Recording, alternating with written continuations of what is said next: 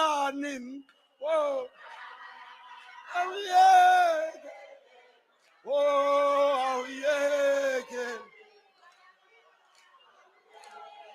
Yeah, my Congolo said, a little bujen. Oh.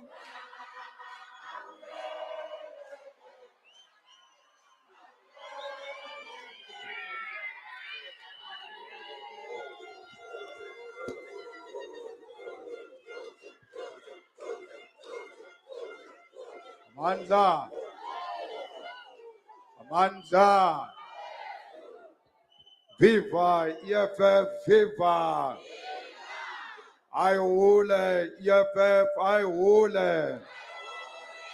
Tata EFF, tata. Tata EFF, tata. Thank you very much. Let's settle down, fighters.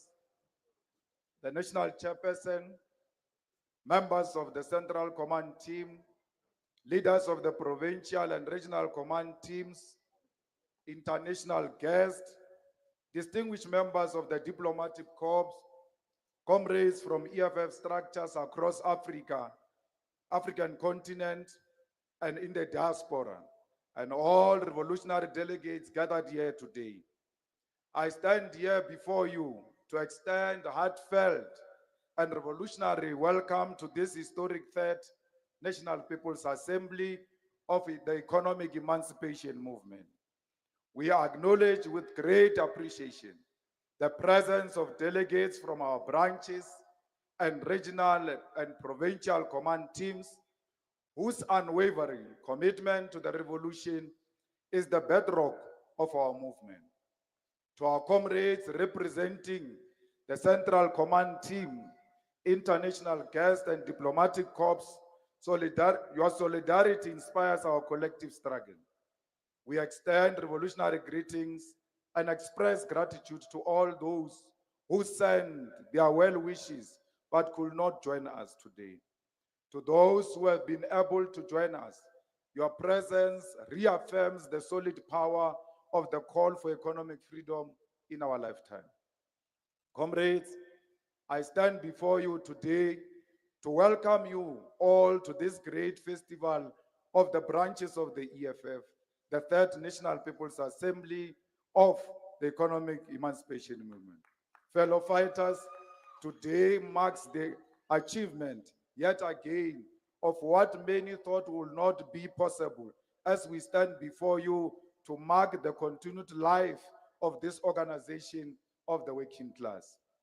We stand here today as a generation that has inherited the struggle for liberation and declared for all to know that we are a generation of economic freedom in our lifetime. Comrade delegates, we stand here not representing ourselves, but our ancestors who bled so we can stand here today and continue the historic struggle for the land and the economy to return to the native people of Africa. We stand here resilient, fearless, and determined to attain the goals and objectives of the millions who have come before us, who died fighting against colonial domination and exploitation. Fighters and compatriots, our presence here is another act of defiance and a page in the history books of the revolution which should never be forgotten. We have earned our rightful place and stand on the shoulders of giants who demonstrated that no determined effort to break us will ever succeed, because we represent the wills and aspirations of liberation heroes who died for our freedom. We stand on the shoulders of the Khoi and the San people, King Hintsa, Chief Manoma, King Tsukukuni, King Makado, and King Shaka Kakona, who, despite being armed with less sophisticated armaments, displayed conviction and fearlessness that gave them the strength and resolve to wage courageous wars of resistance. We stand on the shoulders of Mama Winnie Madikizela Mandela, Robert Sobukwe, Steve Biko, Peter Mokaba, Chris Hani, Mama Gaddafi, Thomas Sankara, Amilcar Cabral, Queen Nzinga, and many African giants who, despite a system determined to break the spirit of our people, refuse to die and continue to live because of the ideas they represent. Fellow fighters, our presence here, after deliberate and coordinated efforts to destroy us, is another sign that the African spirit can never be broken. Delegates and the people of South Africa, the National People's Assembly of the EFF is the highest demonstration of democracy within the EFF and an exhibition of our commitment to being an organization that belongs to its own members. In the past 11 years, we have held a gathering of this nature, which constitutes itself as the highest decision-making body of our movement on 2 occasions, having held the first National People's Assembly in Mangaung in the Free State in 2014 and the second National People's Assembly here in Nazareth in 2019, Johannesburg. Since our inception, despite the negative caricature of the EFF as a movement characterized by dictatorship, we have remained committed to this internal democratic process without fail. The NPA is a political sitting defined by ideas that will shape not only the direction of our movement, but also the direction of the country, the continent, and the posture of the left on international affairs. The NPA is a gathering of delegates from the most basic and organic units of our movement, the branches, and it is here that we will reflect on the gains, losses, and future of our generation. The NPA will determine the political direction of the movement, receive reports, engage in discussion documents, and ultimately give a mandate to a new crop of leaders who will constitute the central command team for the next 5 years. Fellow fighters, all our National People's Assemblies have occurred at definitive moments in the history of South Africa. And after these sittings, the EFF has managed to dictate and determine the political discourse in our country. The first National People's Assembly occurred when the nation was reeling from the tragedy of the brutal massacre of the 34 lone mine workers in Marikana. And the former liberation movement had a firm electoral grip on our democracy, which gave them a sense of impunity, resulting in high levels of unchecked corruption. It was the formation of this movement, people's movement, that brought the Marikana massacre into the corridors of Parliament and shook the former liberation movement to its core, disrupting the hegemony held over our political system. It was the first National People's Assembly that resolved that we will be the representative of the poorest of the poor, the dejected masses of our people, and that we will be found on the streets, in the picket lines, in the villages, on the farms, in the townships, in councils, in legislatures, and in parliament. It was at that first National People's Assembly that a weapon was given to the abused and forgotten masses of our people. A weapon for domestic workers, garden cleaners, petrol attendants, mine workers, hawkers, the millions of unemployed youth, and those in the corporate sector who suffer at the hands of racism on a daily basis. It was from that moment that the political terrain in South Africa was redefined and changed for the better. The years following the first National People's Assembly saw fear being struck in the hearts of racists and within the white supremacist and capitalist power structure itself, as a true revolutionary alternative had arrived to take the baton of centuries of struggle against colonialism. Fighters and people of South Africa, the Second National People's Assembly happened at a point when the white capitalist establishment was cementing itself in South Africa, and as a result, it identified the EFF as enemy number one. This identification of our movement as an enemy resulted in a concerted campaign to destabilize the movement through smear campaign. We resolved at that assembly to solidify our posture as an anti-racist and anti-capitalist movement despite these challenges. At this third National People's Assembly, we are faced with a new moment wherein the EFF experienced its first electoral decline and suffered unprecedented levels of sabotage and infiltration. It is for this reason, delegates, that the theme for this NPA is defend, rebuild, and advance the struggle for economic freedom. Because for the first time, the revolution is under a genuine threat of disruption that risks delaying our freedom for generations to come. We have a duty to defend the gains of our emancipation movement and the ideas of the revolution from distortion and sabotage, because attempt to destroy the EFF will set the freedom of our people back for another 100 years. It is our duty to rebuild this economic emancipation and the faith our people have in the principle of economic freedom and justice, because the EFF remain the most potent and viable weapon for the liberation of African people. It is our revolutionary responsibility to advance the struggle for economic freedom in our lifetime, because our diagnosis that political freedom without economic freedom is meaningless remains true. And we as a collective and a movement remain the most reliable vehicle to carry the baton forward towards true liberation. It is this basic principle that must shape all our interaction at this third National People's Assembly. We must bear in mind at all material times that the fate of generation to come rests in our hands. Delegates and people of South Africa, inherently, the EFF is a movement rooted in ideology and tools of analysis that have shaped revolutions across history and continue to do so today. In the EFF, we purposefully subscribe to Marxism to analyze the class contradictions in society.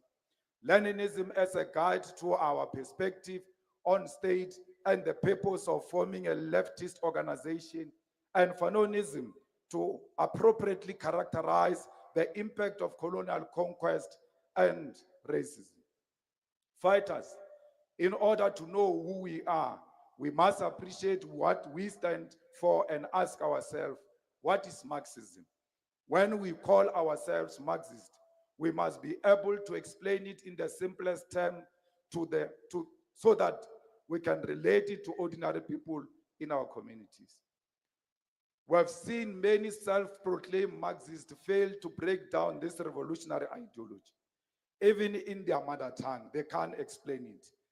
Yet they claim to understand the theory of Marxism. Those are not Marxists. They are petty bourgeoisies who are engaged in what we characterize in our organizational character and redesign discussion document as academicism. Academicism refers to the trend that separates the theoretical development from practical activity. This trend supposes that organization is less important than theory.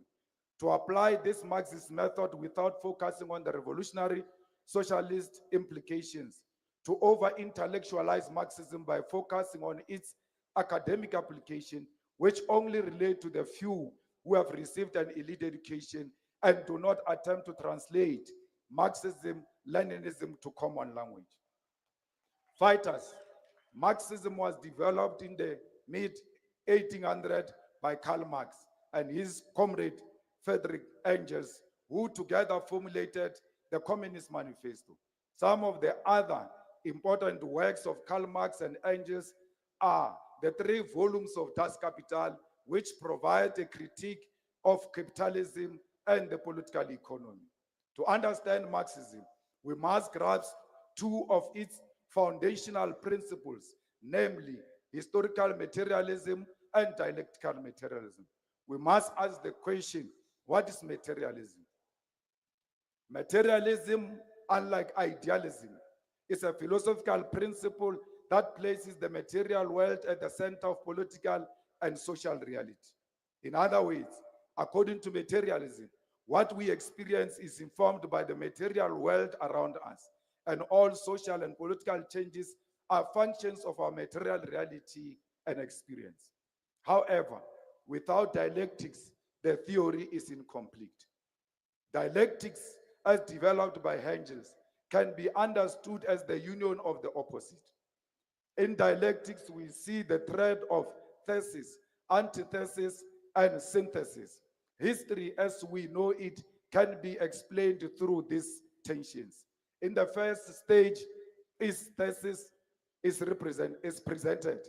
The thesis is met with antithesis, which opposes the initial thesis. Ultimately, the thesis and antithesis reconcile, giving rise to the synthesis.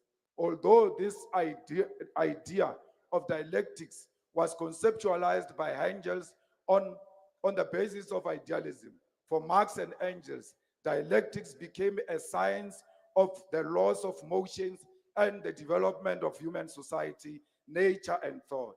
In other words, without the bourgeoisie, there is no proletariat. Without a master, there is no slave.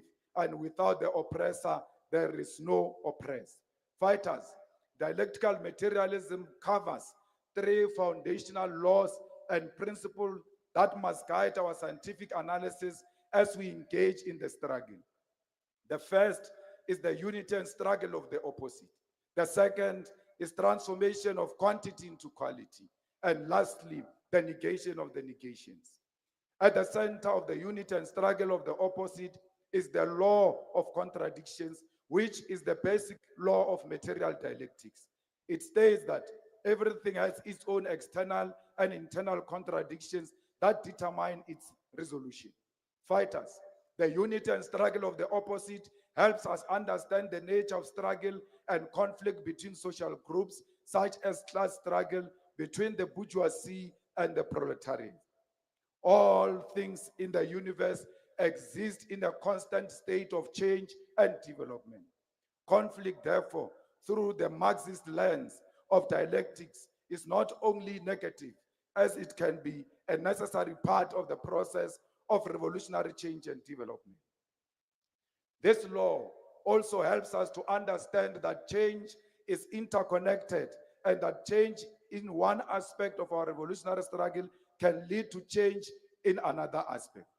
We must therefore assert that the struggle we are engaged in and the conflict with the capitalist mode of production is necessary to bring about social development and change towards attainment of economic freedom in our lifetime.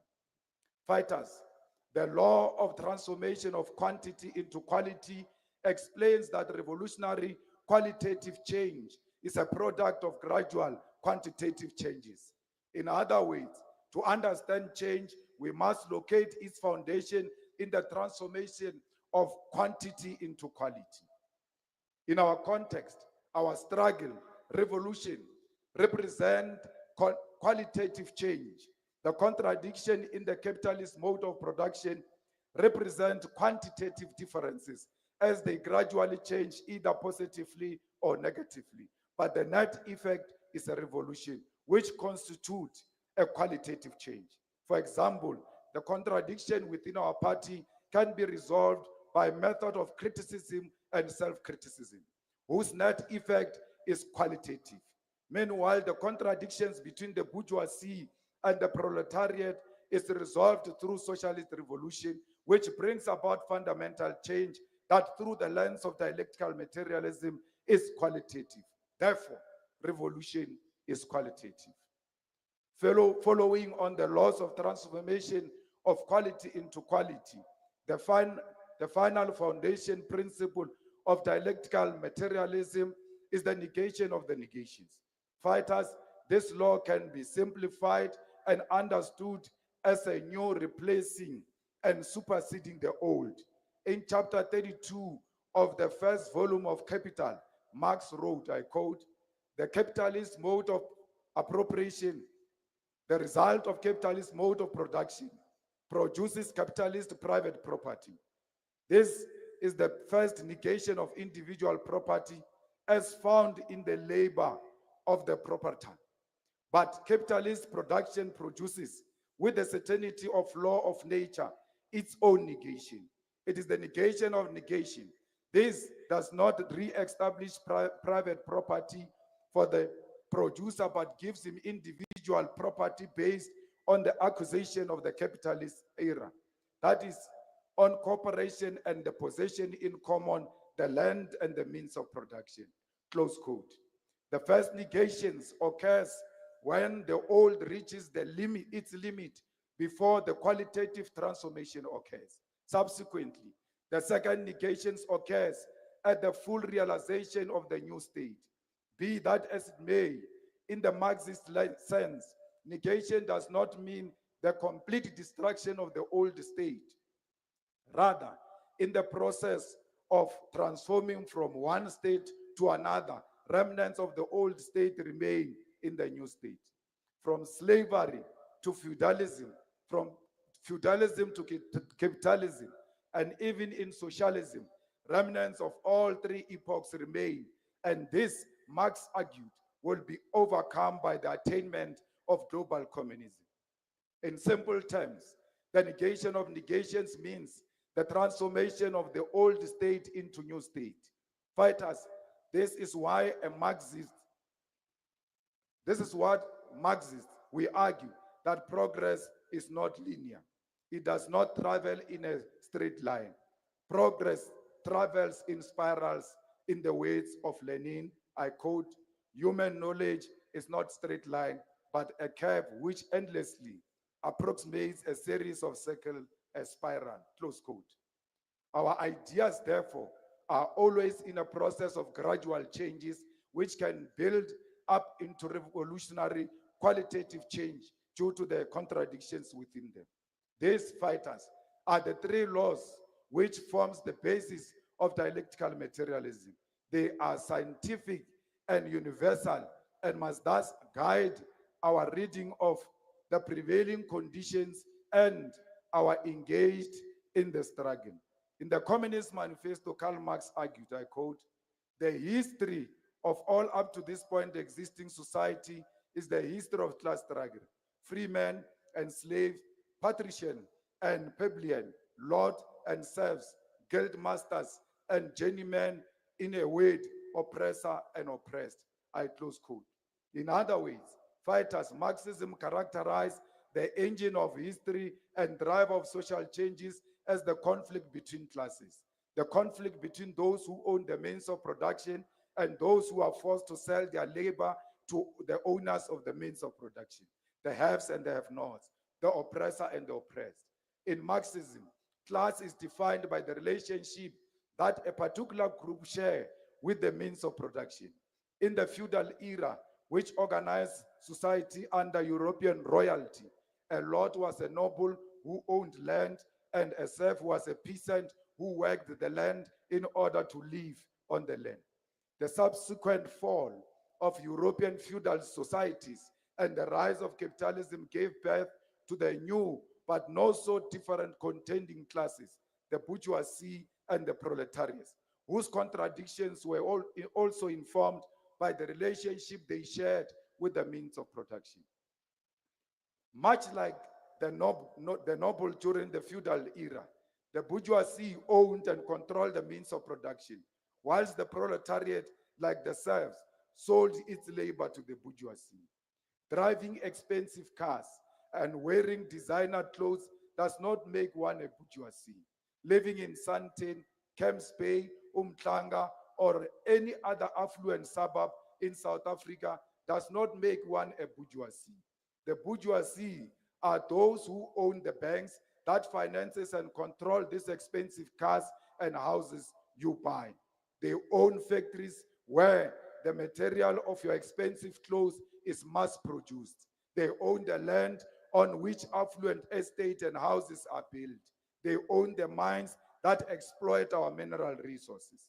The bourgeoisies own the farms, the forest, and ocean economy, and the banks and the mines, and all other commanding heights of the economy.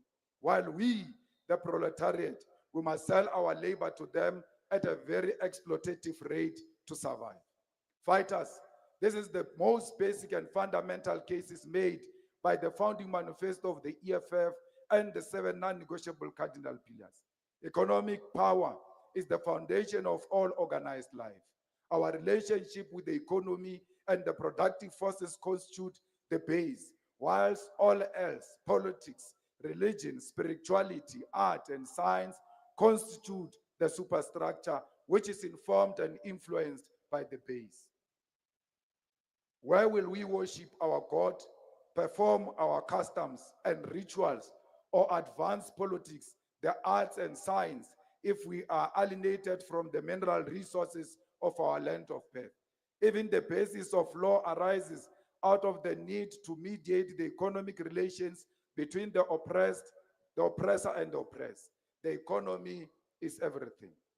This is why we must never separate the theoretical development of Marxism, which is our guiding tool of analysis, from practical activity. This must not be misrepresented to reject theoretical discourse and dialogue or seem as a call for mindless activism. Rather, our call for land reform, the nationalization of the banks and the mines, the ownership and control of all mineral resources and their local beneficiation must be located within the Marxist law of development of human history. Our primary enemy, therefore, remains monopoly capital, both locally and globally, which owns and controls the means of production. The motive forces that stand to benefit from the ultimate defeat of the bourgeoisie are the proletariat. The proletariat are the ordinary people of South Africa who remain landless, economically dominated, and excluded. Our fight for economic freedom in our lifetime must be located within the Marxist ideology of all history up to this point in existing society. Ours is a class struggle against capitalism, imperialism, and the alienation of our people from their mineral resources and wealth. The economy must be brought back into the hands of the people, and the victory of the poor and the working class who do not own the means of production against the elite and exploitative bourgeoisie class will sow the seeds of socialist state where all of us will share in the wealth and the riches of our land.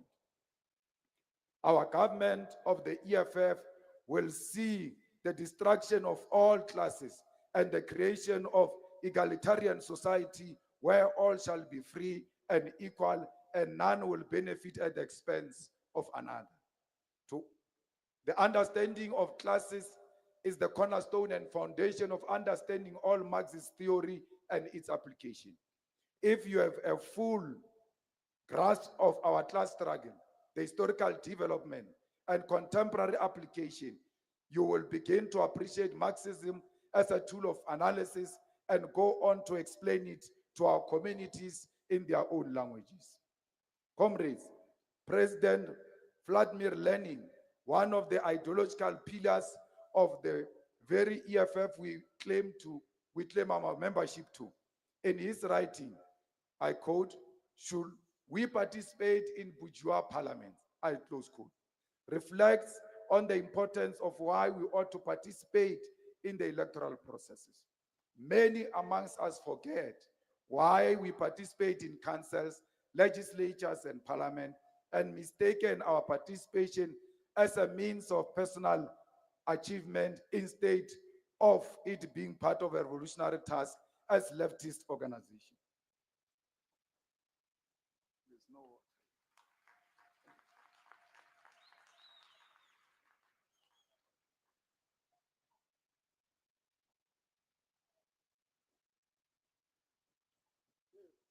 Cheers.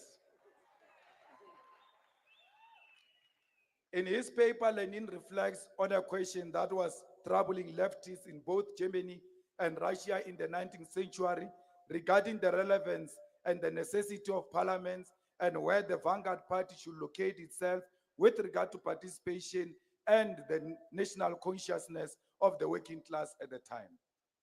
Open quote, "Parliamentarism is of course politically obsolete to the communists in Germany, but, and that is the whole point, we must not regard what is absolute to us as something absolute to a class, to the masses. Here again, we find that the left do not know how to reason, do not know how to act as the party of a class, as the party of the masses. You must not sink to the level of the masses, to the level of the backward strata of the class. That is incontestable. You must tell them the bitter truth. You are in duty bound to call their bourgeois democratic and parliamentary prejudices what they are, prejudices. But at the same time, you must soberly follow the actual state of the class consciousness and preparedness of the entire class, not only of its communist vanguard, and of all the working people, not only of the advanced elements. Participation in parliamentary election and in the struggle on the parliamentary platform is an obligatory on the party of the revolutionary proletariat, specifically for the purpose of educating the backward strata of its own class, and for the purpose of awakening and enlightening the underdeveloped, downtrodden, and ignorant rural masses. While you lack the strength to do away with bourgeois parliaments and every other type of reactionary institution, you must work within them, because it is there that you will still find workers who are misled by their priests, by the conditions of rural life. Otherwise, you risk turning into nothing but windbags, close quote. Lenin continues, noting in his reflection on the progression of the Russian Revolution in different periods, how the Bolsheviks tactfully located themselves within parliament to reduce it to absurdity, while simultaneously organizing Soviets for the overthrow of parliaments that were initially deemed a paragon of democratic practices. He says, open quote, there is a great usefulness during a revolution of a combination of mass action outside reactionary parliament with an opposition sympathetic, or better still, directly supporting the revolution within, close quote. The mass action comes in the form of strikes in demands for various socio-economic changes that a bourgeois parliament simply cannot meet.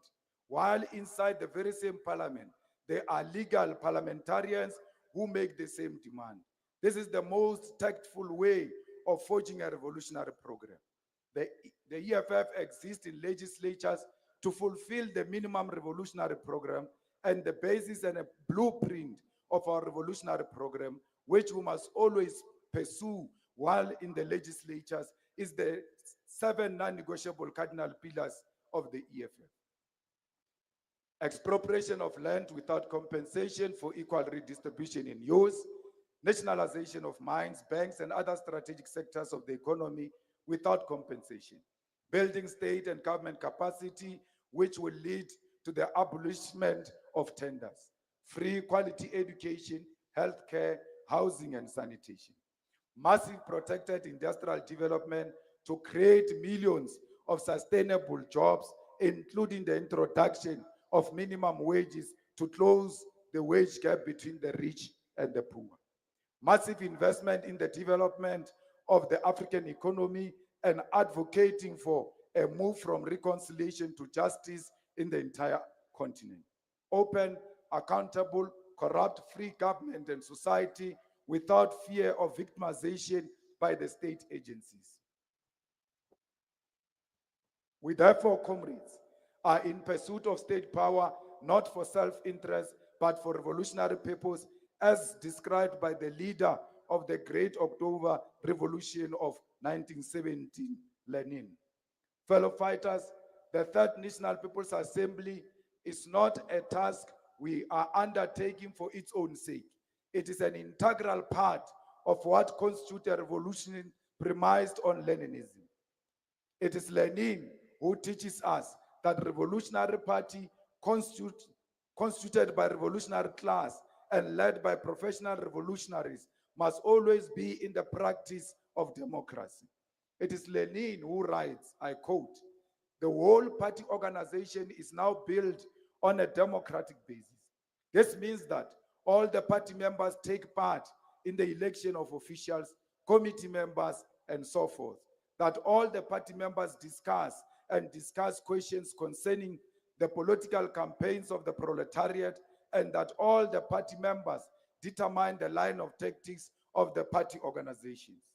Close quote. Fighters, Lenin also taught us that we must work tirelessly to ensure that the highest standing bodies are elected, accountable, and subject to recall. This, along with democratic centralism, which Lenin described as a freedom of discussion and unity in action, forms the fundamental building an organic vanguard and revolutionary party that will liberate the working class. There is often a temptation and some confusion, in some cases, misuse of the concept of democratic centralism. At times, some commissars and fighters and people outside our movement attempt to impose their personal preferences and decisions on lower structures under the pretense of democratic centralism. But as Lenin teaches us, true democratic centralism requires that the decisions are made through genuinely democratic processes characterized by robust participation, open debates, persuasion, and collective agreement. Only such decisions born from the democratic process can be considered legitimate under the principle of democratic centralism. Once a decision is democratically reached, all of us as members of the organization are bound to respect and uphold it as a collective mandate. We are not here at the Third National People's Assembly because we have no other task. We are here because ideologically we are obligated to do so. Internal democracy is sacrosanct, and without it, we are doomed to follow the path of fascism. There is no single individual who possesses so much revolutionary wisdom that they can assume leadership responsibility without a democratic mandate. We must defend the principle, fighters, without any doubt that we are ideologically correct. There is no genuine revolution that can be led outside of a revolutionary and socialist democracy, not bourgeois democracy, but people's democracy.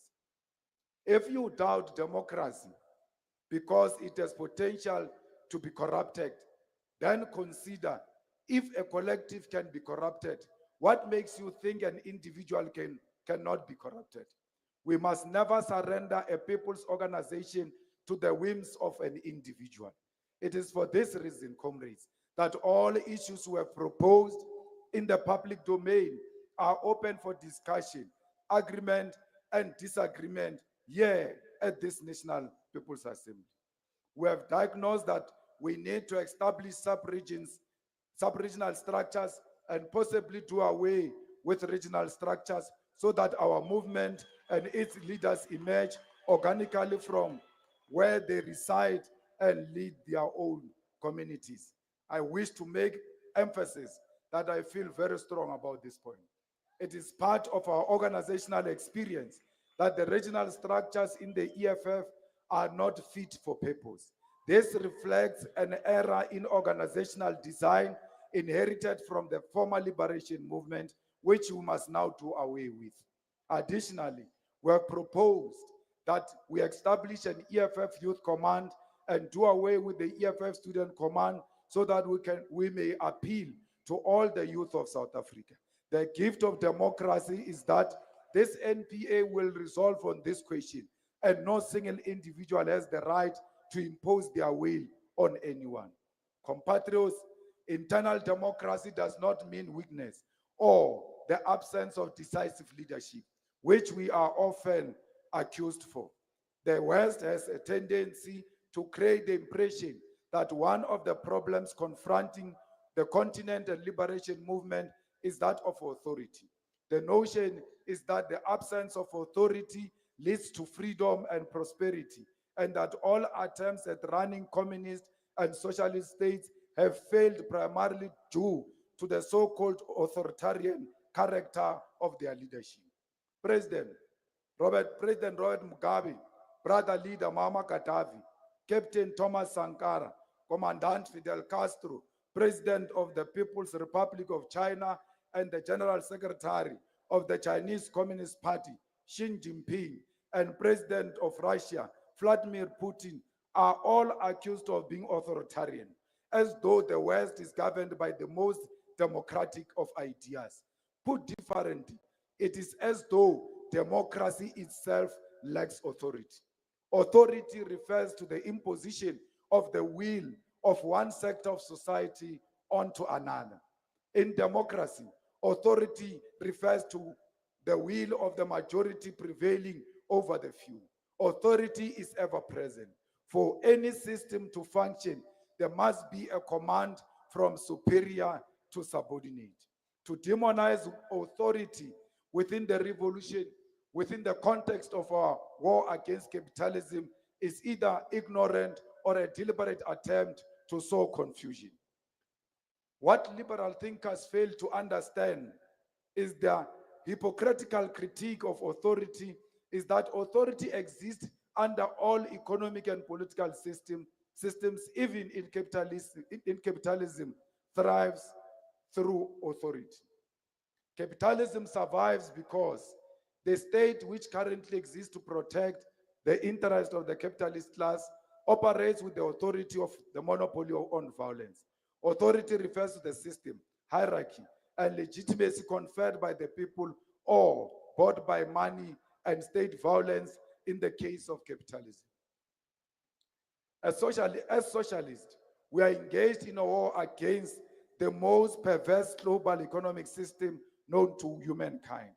The absence of authority in our revolution is a guarantee of failure. The West wants us to lack authority so that we become chaotic and disorganized. We must never allow our enemies to define us. We must always subject ourselves to the authority of leadership, a leadership that draws its legitimacy from the masses, not to reactionary and liberal definition of democracy, which stripped the revolution of its existence. As Marxists, we seek the authority of the poor and the working class who do not own the means of production, to surpass that of the bourgeoisie.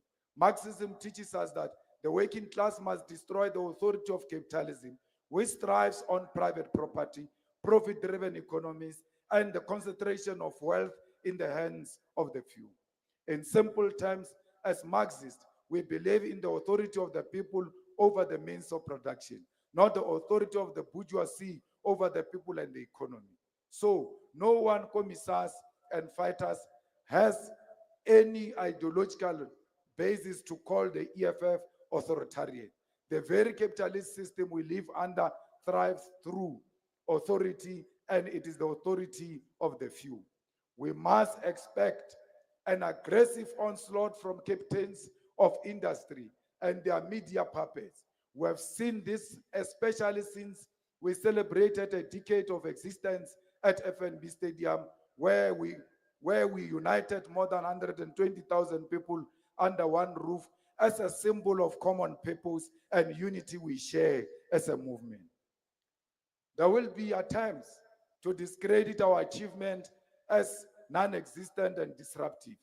This is because the agenda is to undermine that which capital does not control.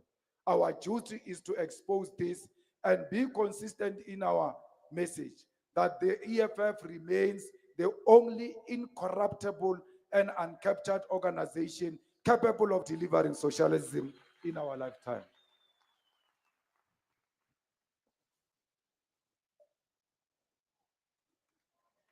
Chairs, fighters, and compatriots, one of our defining ideological features is our commitment to the ideals of Frantz Fanon. There are two aspects of Fanon's work that we must re-emphasize, which must always guide us whenever we seek to understand our role in the post-colonial world. Two chapters of particular significance are from his book, The Wretched of the Earth, The Pitfalls of National Consciousness and on Violence. The chapters are significant because one provides guidance on why liberation movement fail post-liberation, and the other diagnoses the necessity of violence and the inherent violence existing in a colonial and neo-colonial society. If we want to learn from the mistake of those who came before us, Fanon is instructive.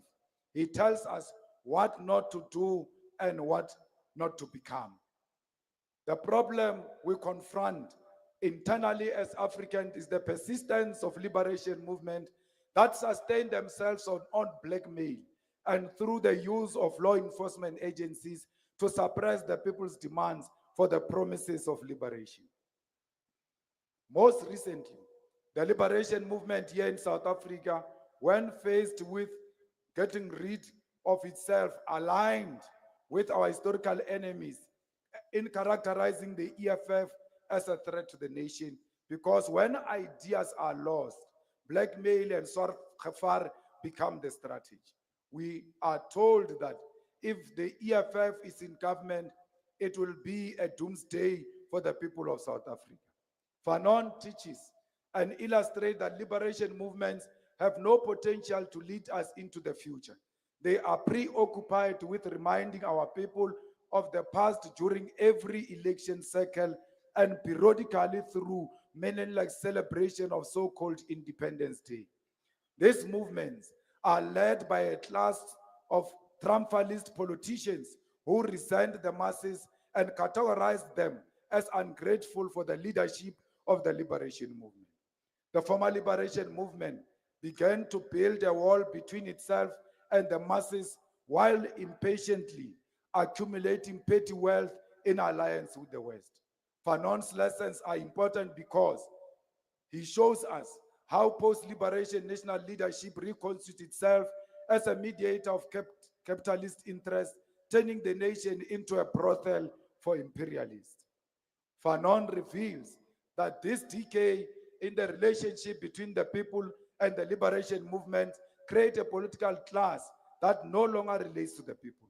This political class loses sight of the continued poverty of the masses and its inability to reconstruct society away from the grip of colonialism. Because of this, the former colonizer tightened its grip over the resources of the former colony through concessions, loans, and other mechanisms that entrenches our underdevelopment and dependency on the West. The national bourgeoisie, also underdeveloped to lead strategic sectors of the economy, turns back to the colonialists and relies on the protection and support of Europeans. Their failure led to the collapse of not only the nation, but also the liberation movement itself. This is what the EFF must always guard against as our presence increases in governance and places of political influence. We must not resent our people because they do not vote for us, even though we fight bitterly for their dignity. We must resist the temptation of crumbs of imperialism, crumbs imperialists leave for the political class, and never forget the genuine purpose of our struggle for liberation. We must avoid accumulating so much personal wealth that the hunger of our people for land, jobs, education, and decent life becomes nothing but slogans we chant to celebrate ourselves. Our reflection on more than a decade of selfless struggle for economic freedom in our lifetime must not become a parade of self-praise or a tool to immobilize our people. It must serve as an occasion to renew our passion and commitment to liberating our people. Fanon writes painfully, I quote, after a few years, the breakup of the party becomes obvious, and any observer, even the most superficial, can notice that the party, today the skeleton of its former selves, only served to immobilize the people. The party, which during the battle had drawn itself the whole nation, is now falling apart. The party is becoming a means of private advancements. Close quote. We must hold Fanon's prophecy close to our hearts to ensure that the economic emancipation movement fulfills its strategic mission for economic freedom in our lifetime. Comrades, these are internal contradictions we must avoid to ensure that we do not betray the mandate of liberation.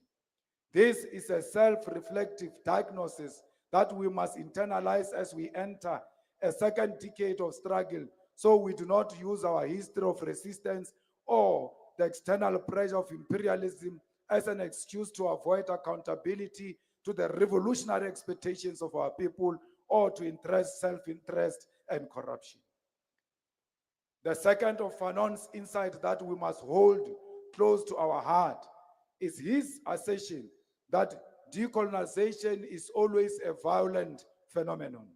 This is critical for a militant organization like ours, because we are tasked with reawakening the consciousness of a society convinced of the possibility of reconciliation without justice. The EFF exists in a country indoctrinated to believe that the contradictions between the African black majority and the white capitalist ruling class can be resolved peacefully, and that violence in any form must be avoided and condemned. This belief is simply untrue. We must explain this truth to our people. When the South African Human Rights Commission takes us to court for saying that ultimately our revolution will require us to kill, we must be prepared to contextualize what we mean. When the Human Rights Commission and the racist lobby group take us to court for declaring that we are in a war with white supremacy, we must be able to explain to our people what black consciousness is and why it cannot coexist with the idea that white people are inherently superior and one of the two must die. Fanon is important here because he gives us the tools to explain to our people that the conditions within which they live are violent. It is violence to segregate African people into underdeveloped townships and villages without services. It is violence for a white minority to have complete control over the means of production in Africa. It is violence that the majority of the land remains in the hands of a white minority. Colonialism is institutional and structural violence, and reversing it requires violence. Changing legislation to allow for land expropriation without compensation is a form of organized violence against the white supremacy, but this violence is rooted in justice. Our message is simple. There cannot be unity and reconciliation in South Africa without justice, and justice will be violent for those who are comfortable at the expense of African people. Ultimately, there will be a need to take up arms, as this is the eventual outcome of all struggles against injustice met with resistance. This conclusion arises because the white capitalist class feels entitled to the wealth and resources they accumulated through crime and will violently defend their right to exploit and oppress African people. In the face of this arrogance, violence is inevitable. This is what we must coherently and logically explain to our people. Decolonization questions the colonial situation, casts into doubt, and makes the native an active participant in reshaping the world order. Decolonization is a substitution and radical reorganization of society wherein the last shall be first and the first shall be last. As Fanon tells us, this process demands that we prepare for violence at any stage because it is impossible to transform society born out of and sustained by violence without violence itself. Colonialism was born from the blood, suffering, slavery, destruction of Africans and African identity. Without the violent subjugation of Africans, the colonial system ceased to exist. Our people being denied education is violence. Our people living in shacks is violence. Our people working in mines for little wages while enriching global capitalists is violence. The erasure of our history is violence. The fact that labor such as domestic work, gardening, and security services are reserved for Africans in service to white people is violence. The fact that a white child's first encounter with an African is often as a servant is violent. The entire existence of Africans is imagined through the eyes of the colonizer. And to radically change this and reimagine ourselves through our own eyes and tradition will be a violent process. Fanon's concepts of the two zones of reality, where the town of the European is filled with tarred roads and lies, while the lands of the native is filled with poverty and overcrowding, perfectly describes South Africa's violent social and economic situation today, which must be transformed. These are the realities we must explain to our people. We must show them how abnormal their situation is so that the prospects of violence does not offend them. Our people must never be offended by violence because their very existence is a manifestation of violence. Commissars and fighters, alongside internal contradictions, we must consider the external challenges that threaten the revolutionary project for African independence. These challenges are posed by imperialism and neocolonialism.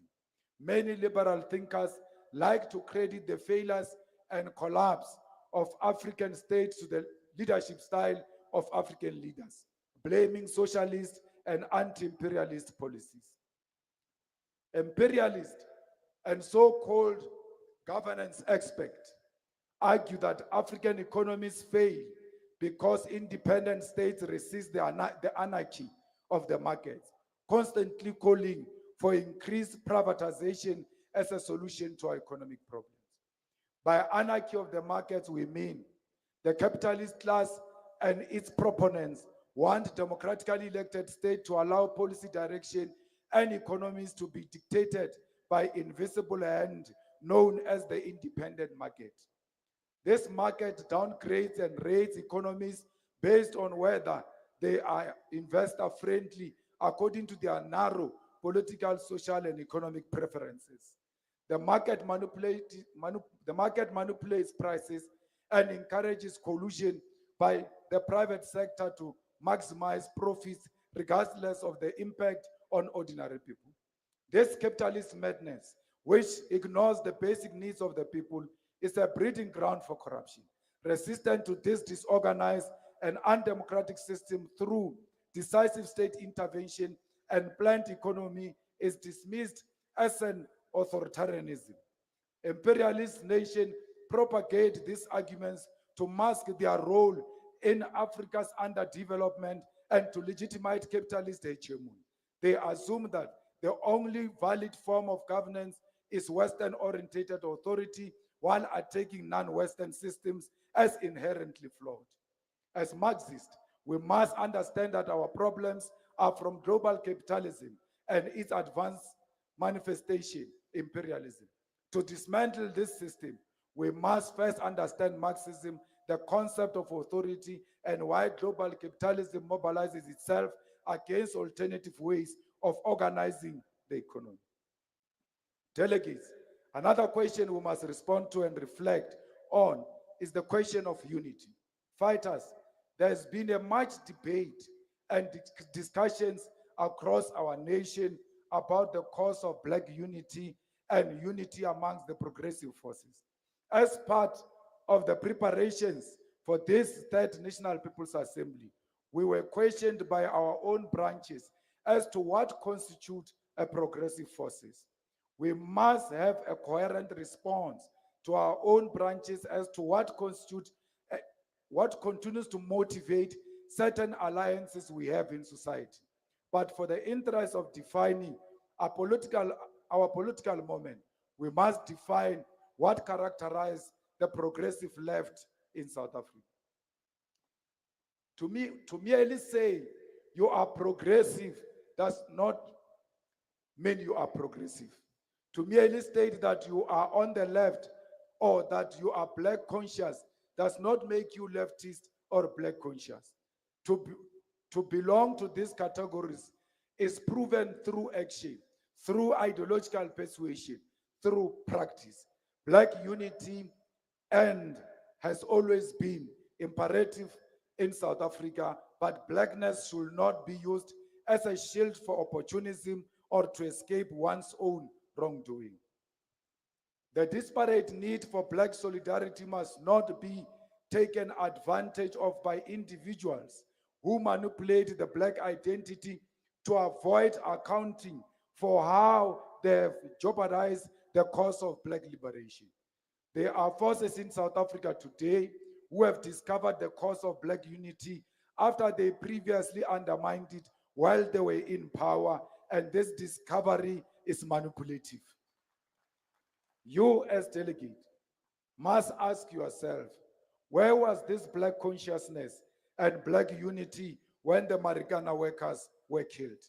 Whose blood nourished the birth of this economic emancipation movement, while the so-called new leaders of black unity were sitting as state president and even justified the killing of mine workers in Marikana, who were all, by the way, black. Did the need for black unity not exist when the youth of this country were shot, jailed, and killed for demanding free education under the new messiah of black unity? When the EFF offered its 6% in parliament to amend the Constitution of South Africa to expropriate land without compensation, and this was rejected by the former liberation movement, where was the black unity then? Fighters, we must never allow black consciousness to be misused to con our people into forgetting, nor allow it to sanitize the legacy of failure and corruption. There are individuals who committed themselves to undermining the liberation of black people while in government and now, in an attempt to rescue their legacy of compromise and collaboration as head of state, director generals, CEOs of strategic state-owned enterprises. They reach for black consciousness as they approach their grave. When they were fresh, they didn't know black unity. Now they see the grave, they see black unity. It is our revolutionary responsibility to vehemently reject black unity born out of convenience and opportunism, to tell those who live lives of betrayal while they govern, that Steve Biko will not welcome them on the other side because they are non-white and agents of capital. Black consciousness is a political conviction that not only relies on the color of your skin, but also on your consciousness itself. You can be black, yet advance divisive politics of tribalism. You can be black, yet act as an agent of white supremacy and corruption. You may identify as black, but your character can still be defined by deception and dishonesty. You can be black and still sell out your brothers and sisters for a few pieces of silver. We, as the EFF, do not subscribe to unity based on skin color alone in our pursuit for liberation. We subscribe to a political unity defined by ideological conviction and honest politics, a unity that will bring about the defeat of our strategic enemy. Our enemy knows that it is the EFF that is the true liberation movement and not a pocket knife for individuals and self-gratification. In our history, we have never betrayed our people. As a result, we do not merely claim to be the home and inspiration of black people and black unity. We have earned this role. It is the flag and the logo of the EFF that strike fear into the hearts of the white capitalist establishment. This is because we have earned the fear of the enemy. For this, we must be proud. The EFF is not in a fight for its own survival, but because we already live in the hearts and minds of our people. We are now in a fight to defend the cause of liberation from losing legitimacy because criminals want to use ideology as a weapon of self-defense. If we allow the politics we subscribe to be delegitimized by criminals masquerading as messiahs of black unity, it will take decades of the left to regain credibility, and right-wingers and capitalists will rule us for centuries to come. Our triple task as a revolutionaries today, as we rebuild, defend, and advance the struggle for economic freedom, are to combat liberalism, revisionism, and opportunism. We must not allow opportunists to reverse history, nor ideology to die at the hands of liberalism while we live through the brutality and reactionary rule of those who preach black unity. Ideology must never be used as a tool to wipe away the practical failures of those who have led this country. We must defend Steve Biko, even in his grave, from being used by syndicates that serve individualism. Fighters, one thing we must be proud of as this National People's Assembly is that the majority of the delegate is women in this conference, which proves our commitment to allowing women to be at the center of political decision-making in the EFF. Out of 2,513 delegates, women delegates from their branches. Out of 2,513 delegates, 1,685 women are nominated as delegates from their branches, while 828 males were nominated. Fellow fighters, this organic representation of women in our conference is a sign that the narrative that the EFF does not appeal to women can no longer stand. 66% of delegates to this conference are women because the EFF is an organization that has begun to appeal to women, and these women form part of the highest decision-making body of the EFF in their majority. The EFF subscribed to the notion of Thomas Sankara, wherein he states that, I quote, "There is no true social revolution without the liberation of women. May my eyes never see and my feet never take me to a society where half the people are held in silence. I hear the roar of women's silence. I sense the rumble of their storm and feel the anger of their revolt." Close quote. Our nation is one where women live in permanent fear and silence, where women are murdered, undermined, and subjected to triple oppression, where they are oppressed because they are black, they are poor, and they are women. The participation of women, therefore, at this level, is not something to be taken lightly, because women must lead their own emancipation. We want to salute the branches of the EFF for not paying lip service to the women's struggle by electing them to determine the future of our movement and our nation. Comrade delegates, as part of holding ourselves accountable and tracing what we committed to do as this leadership elected at the Second National People's Assembly in 2019, we must reflect on the resolution made at the conference and account for what has been achieved. In instances where there have been resolutions that have not been implemented, we must stand here honestly and explain what the material challenges were. It is this NPA that must resolve on what is to be done to ensure that these ideas are achieved. Delegates to the Third National People's Assembly, part of the resolution on the land question on the Second National People's Assembly was that even though other political parties support the concept of land expropriation without compensation, they do so for completely different reasons, and reasons that may be against the ideals the EFF stands for. It was therefore resolved that the EFF must object to any amendment to the Constitution that will not result in the fundamental restructuring of the property rights regime in the country. Furthermore, the Second National People's Assembly resolved that the EFF must object to any amendment to the Constitution that will entrench the status quo and produce superficial changes. It was therefore on the basis of this resolution that we, as the EFF, after fearless participation in Parliament and numerous bilateral meetings with the former liberation movement, rejected the proposed amendment to Section 25 of the Constitution intended to entrench compensation for land expropriation and willing buyer, willing seller in the Constitution. We rejected this.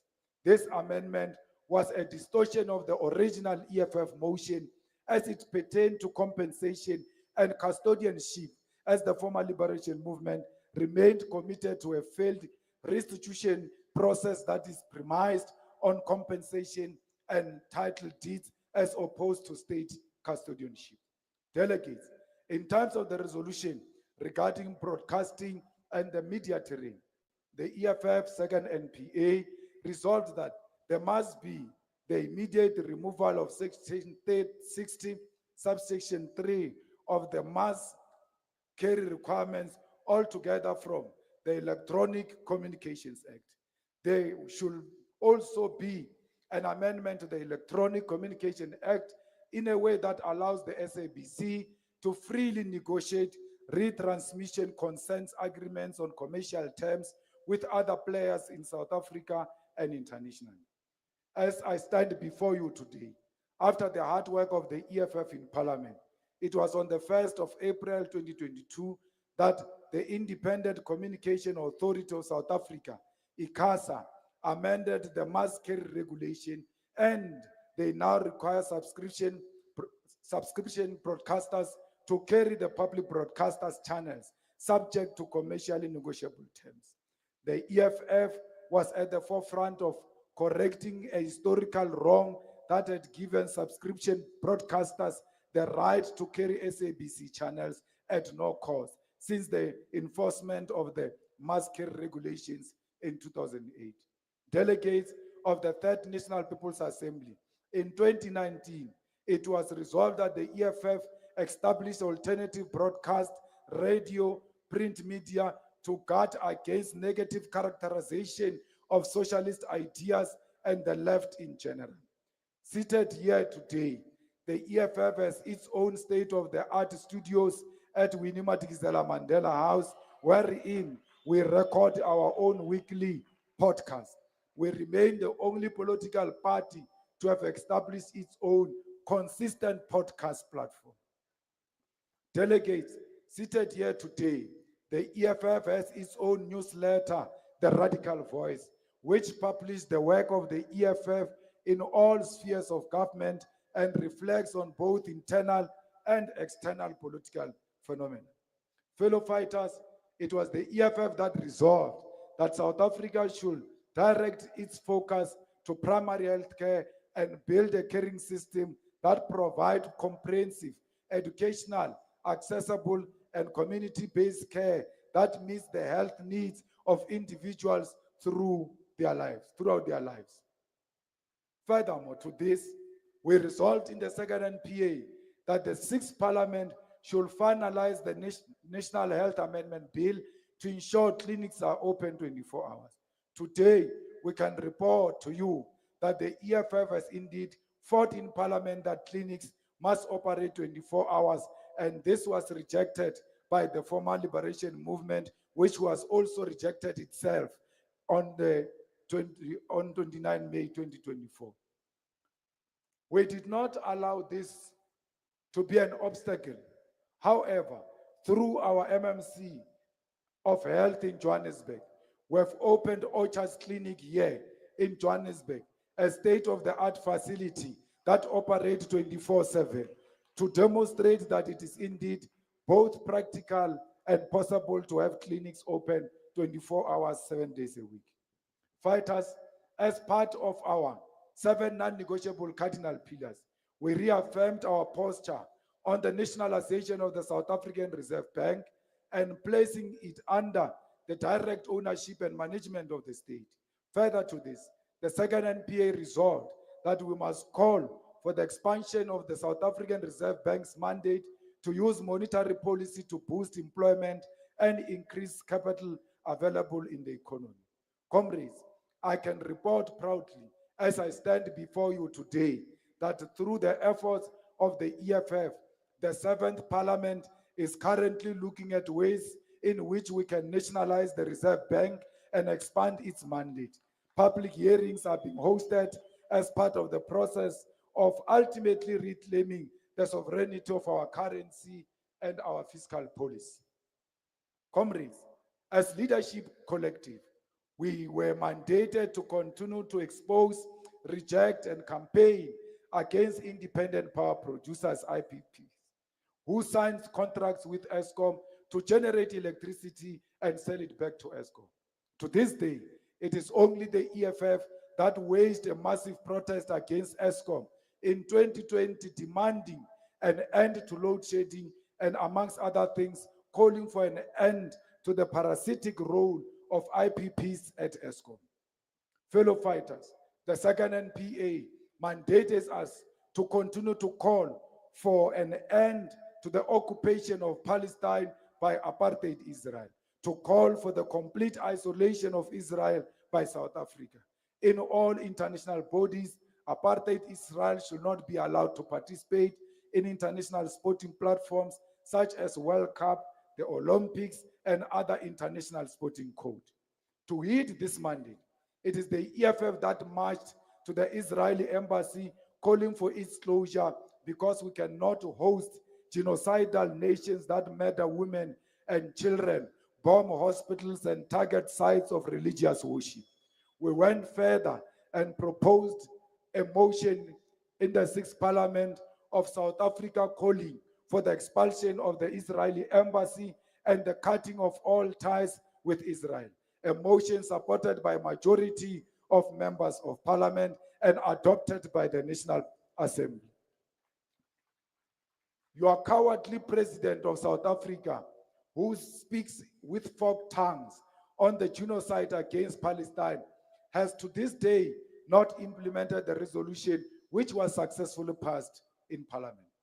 Comrades, the second NPA rejected the Mswati regime and demanded that that regime must end with immediate effect.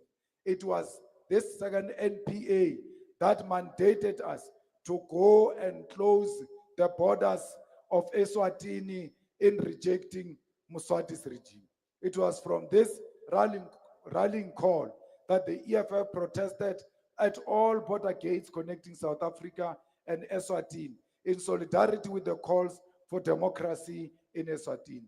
We've gone as far as supporting the liberation movements such as the EFF Eswatini and Pudemo, and will continue to do so until the regime of Mswati falls in memory of Mario Masuku, former president of Pudemo, and Nombulela Mota, the first president of the EFF Eswatini. Fighters, it was the EFF and the Second National People's Assembly which called for all correctional services facilities and programs to be managed by government and not private corporations or companies. Following the escape of Thabo Bester, it was the EFF that came out strongly against the control of Mangaung Correctional Center by Israeli-linked G4S and pushed for the announcement that the public-private partnership to run this prison must come to an end. To this day, G4S controls this prison, and we must intensify the call for this relationship to completely end now. With all these successes, fighters, some resolutions have not been made, including the resolution to establish a school named Winnie Madikizela Mandela Comprehensive School. This delay is as a result of disruptive COVID-19 pandemic and the incompetence of the municipality. However, we can assure you, fighters, that the land for the school has been secured, the architecture has been developed, and even some of the journalists seated here today have been to the farm where the school will be built. They can also confirm that the work is ongoing.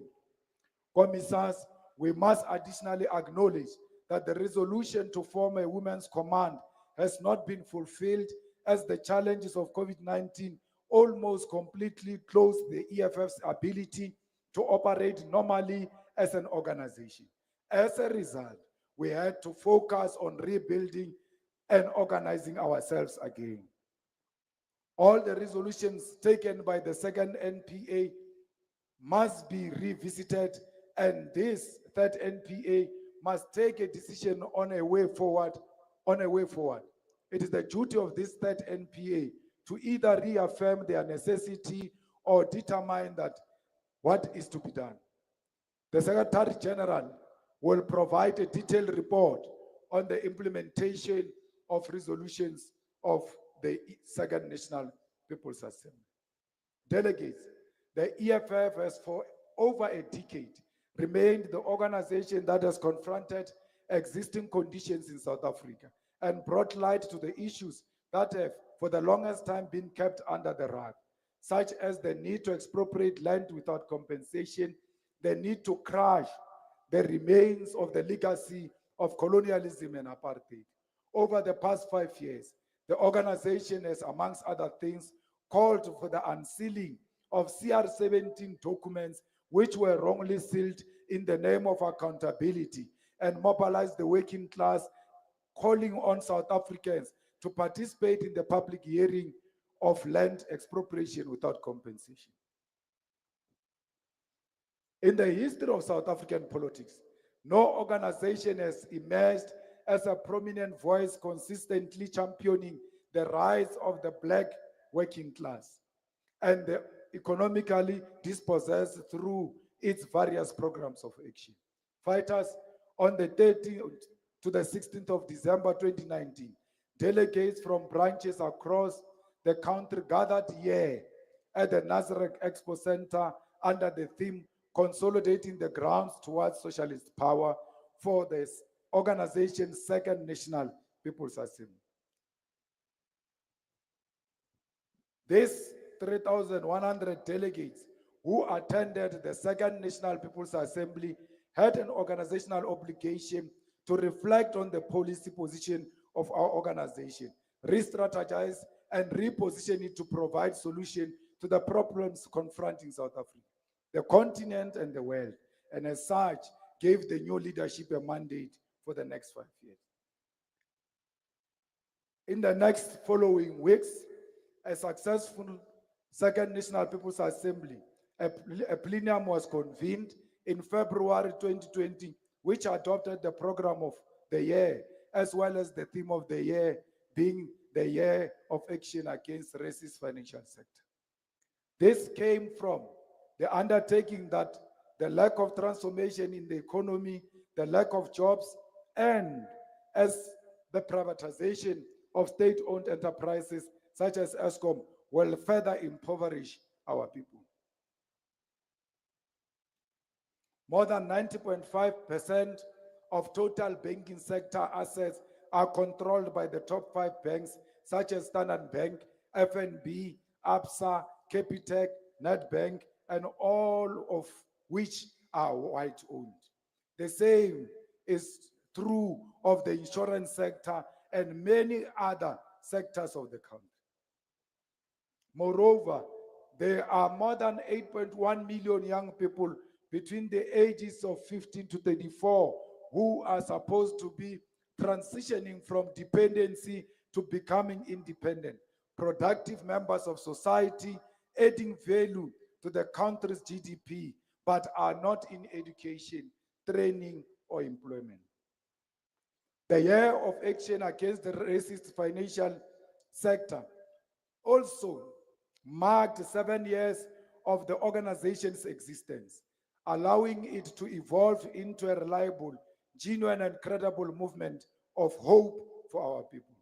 However, it must be noted that this was during a critical moment in the history of our country and the world, as we witnessed the surge of coronavirus pandemic, a pandemic that resulted in sickness and death of many, both domestically and abroad. This COVID-19 outbreak led to the cancellation of many of the organization's programs and tested the strength and survival of the EFF. as circumstances forced us to adopt to conditions that were against our usual way of doing things.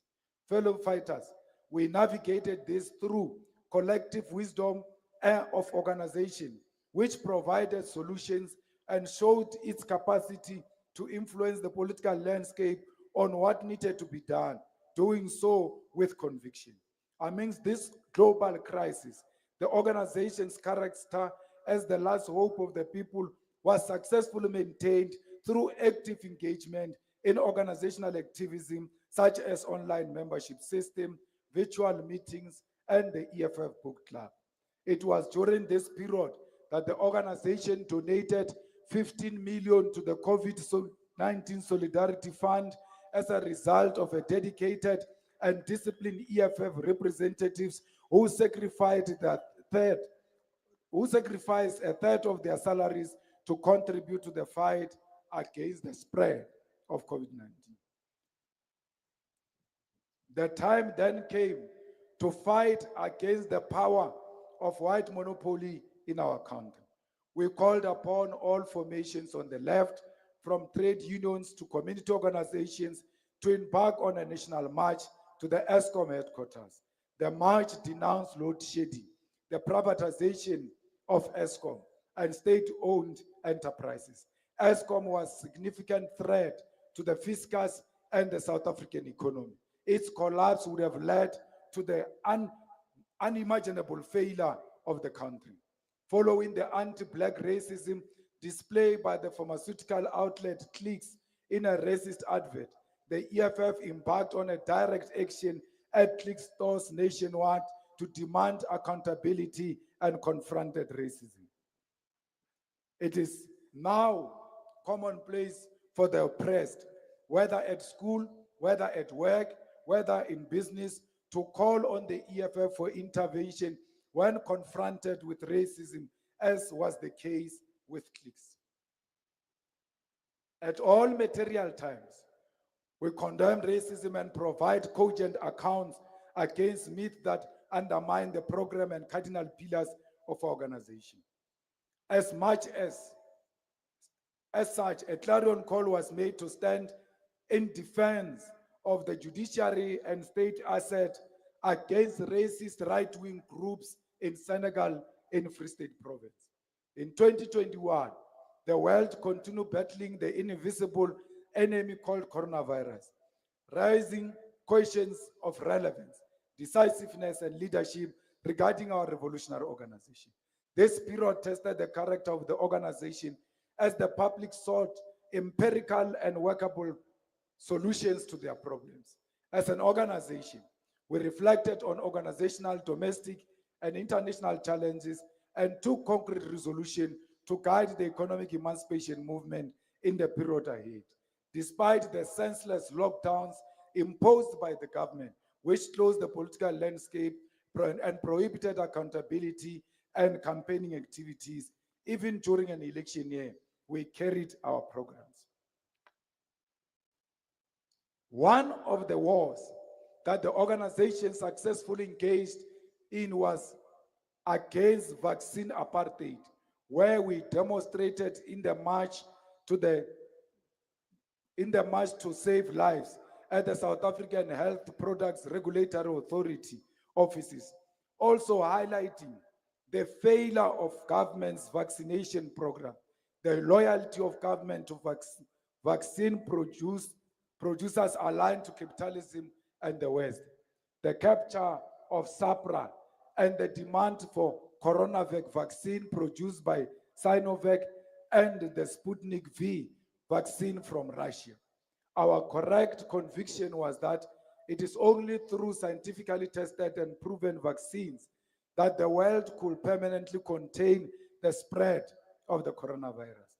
Fighters, it was through the march to save lives at SAPRA that a few days later, CoronaVac vaccine was authorized for distribution in South Africa, demonstrating that we are the only organization that prioritizes our people.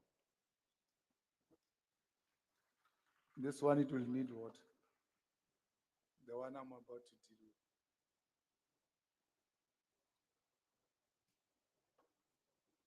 Chess fighters. Fighters.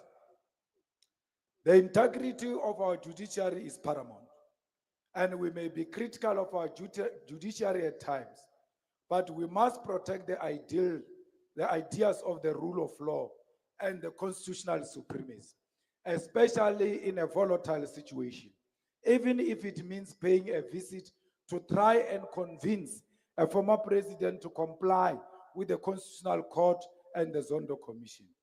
The rule of law in South Africa is applied selectively, and a section of judiciary is co-opted. Despite this, an intervention needed to be made when there was an ill-advised decision to arrest the former state president, and in an attempt to plead with him to comply with the directive of the Zondo Commission, we visited him at his home state. We did so publicly and transparently during the day. This was necessary because at the time we foresaw the bloodshed to come, which could come in the former state president's name, and we knew that this was avoidable. It is unfortunate that our plea fell on deaf ears and that today our intervention is misrepresented as part of some political ploy gone wrong.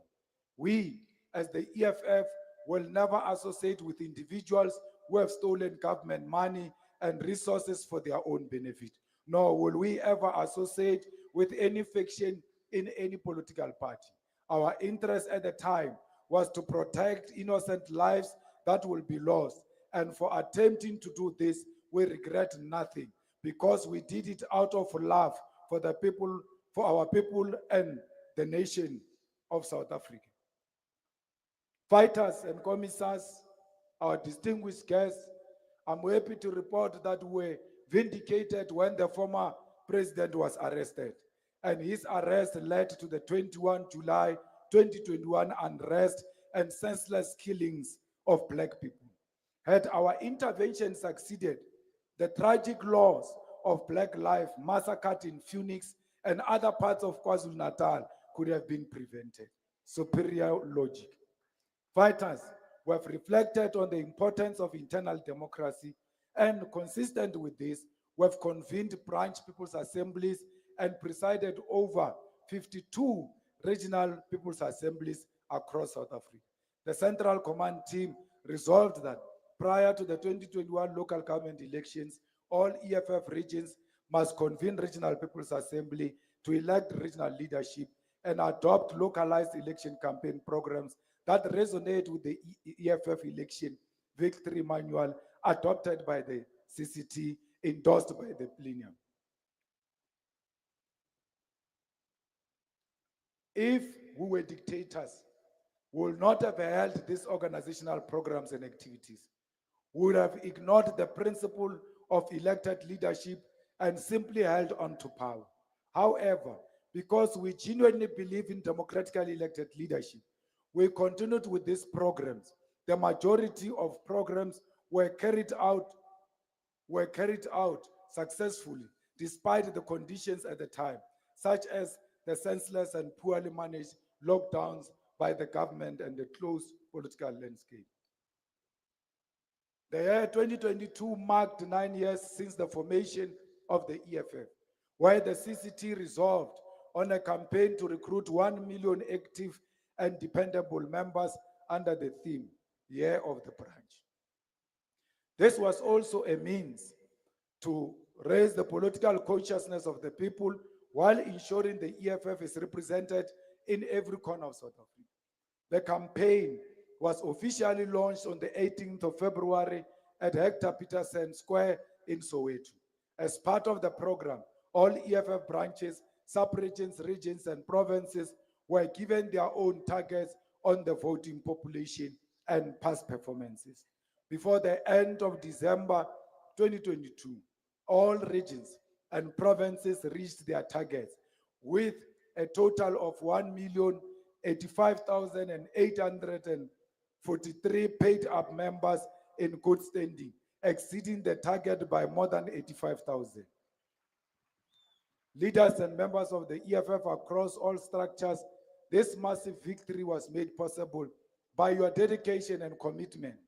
As we speak now, the EFF has verifiable membership across the length and breadth of our country. Fighters, the campaign of the year of the branch ran at the same time as the third provincial people's assemblies, which elected new leaders and adopted a program of action. Following the electoral decline of votes and seats in Limpopo, the CCT resolved to disband the Limpopo Provincial Command Team, all regional command team, and branch command teams to rebuild all constitutional structures and recruit members towards the Provincial People's Assembly. On the 24th of January, we convened an 2022, we convened an induction of all public representatives. The induction was attended by the leadership from various structures and more than 1,100 public representatives, including 1,066 councillors across South Africa.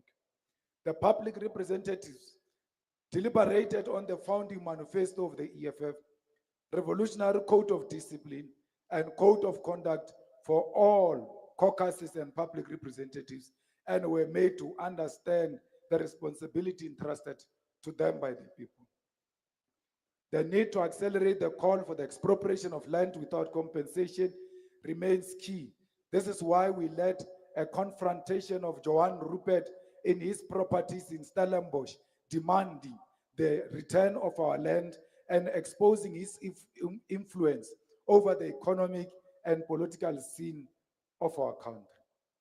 We picketed with our opposition parties in September 2022 after the acting public protector failed to release the Pala report. Chapter 9 institutions must never be allowed to be co-opted into factional and crime-hiding activities to the extent of protecting an individuals. Our organization has been fighting for the Pan-African Parliament to mold itself into an institution with legislative authority across the continent. We also advocated for the principle of rotation at the Pan-African Parliament, which resulted in Chief Fortune Charumbira, a member of parliament from Zimbabwe, being elected as the president of the Pan-African Parliament and the first leader from the SADC region. The year 2023, 10 years since the formation of the EFF, a remarkable achievement that is a testament to the ideological and organizational strength of this economic emancipation movement. It was a year marked as the year of massive political education and voter registration. This deliberate effort was taken to convert the quantitative strength of the EFF into quality through mass-based political education to ensure that all 1 million members of the EFF understand and comprehend the policies of our organization and are able to advance and defend the agenda of economic freedom in our lifetime. We also understood that the electoral victory of the EFF, as well as the integrity and the sustainability of the democratic project in South Africa, is dependent on the elimination of voter apathy. Moreover, it was now the time for our organization to create its own voter population ahead of the 2024 national and provincial government elections. The launch of the mass voter registration campaign took place in April 2023 at Diepsloot, an area with the highest number of unregistered eligible voters. We started the year with a decisive victory in the by-election in Ward 10 in Polokwane, Limpopo. The victory in Ward 10, coupled with a remarkable increase in votes for the EFF in Ward 17 in Blowback Municipality. Limpopo from 302, Ward 17 in Blowback Municipality in Limpopo, from 302 votes to 953, further painted the promising picture of the rebuilding process in Limpopo. Over the past 10 years, the organization has exceptionally grown, reaching a stage where we are ready to govern. One of the ways this was demonstrated was through the Andri Statana cleanup campaign, launched in February 2023. This campaign was named after a fearless community activist who was brutally killed by the ruling party for protesting and demanding water, electricity, sanitation, and service delivery in Vicksburg Free State in April 2011. As a revolutionary and responsible movement of the people of South Africa, we engaged in the following activities. After the revelation of millions of dollars stuffed at Palapala farm, we wrote questions to Cyril Ramaphosa in Parliament, requesting him to explain the source of the money and to disclose any other millions hidden in his property. We further sought to hold Ramaphosa accountable for presiding over the collapse of South Africa during the State of the Nation address in February 2023. We engaged the South African Reserve Bank, the South African Revenue Services, the financial intelligence, and all relevant structures demanding that Ramaphosa be held accountable. Our organization approached the courts of South Africa to compel Parliament to conduct a thorough and transparent investigation into all the crimes committed by Cyril Ramaphosa with the aim of building a solid case for impeachment. We also approached political parties in Parliament to engage in motion of no confidence against Cyril Ramaphosa as President of South Africa.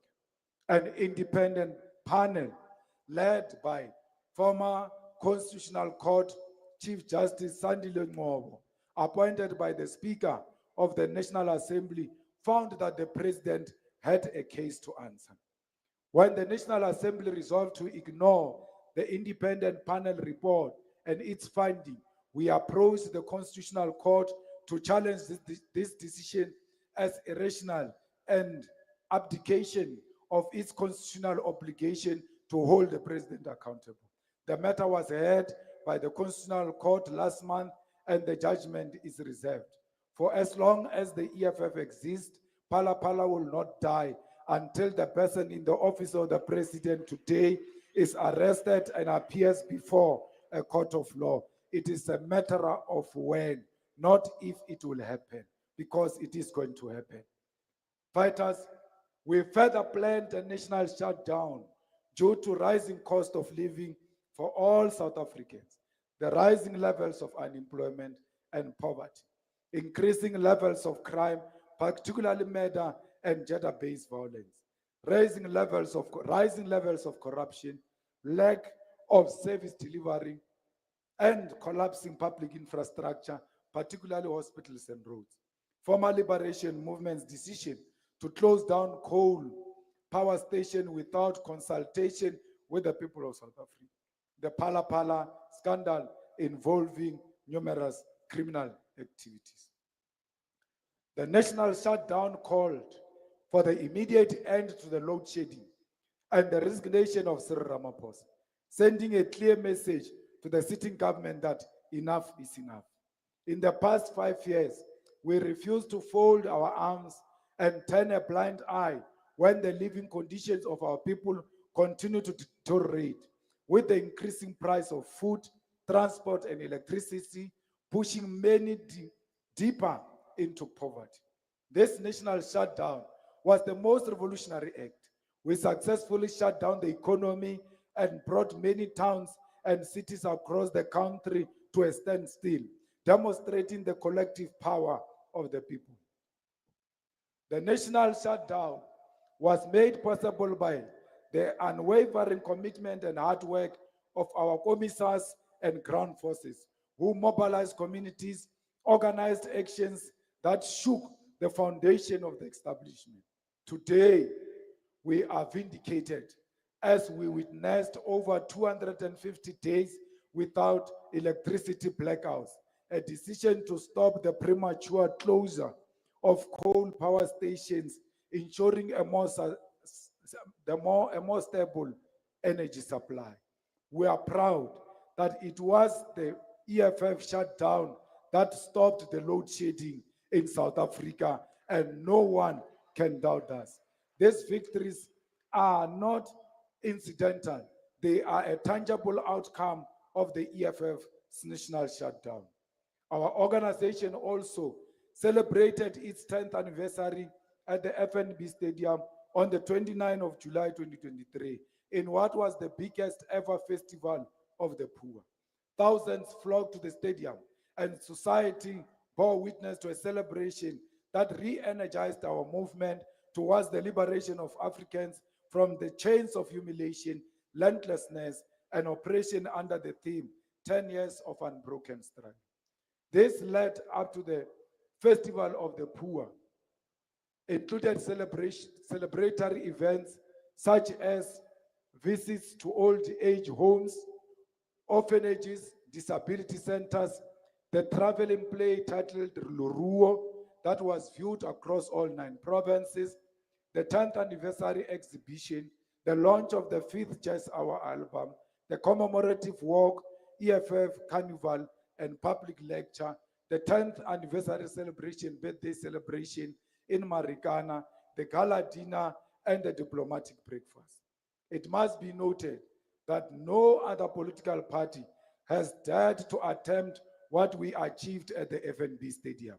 We extend our gratitude to all councillors and public representatives who demonstrated unwavering discipline and adhered to the directive of the leadership by bringing buses filled with ground forces to the FNB Stadium. It is their collective commitment, dedication, and tireless efforts that made this historic gathering possible, showcasing the strength and unity of our revolutionary movement. Comrade fighters,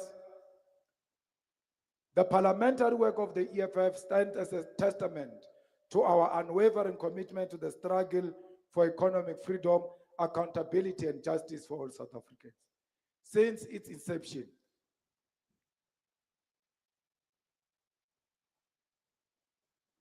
the unwavering commitment to the struggle for economic freedom, accountability, and justice for all South Africans.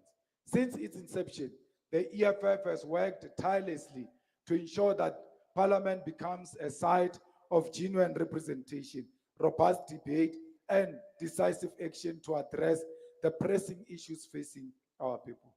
Between 2019 and the present, the EFF has demonstrated its position as the qualitative official opposition, even when not numerically dominant.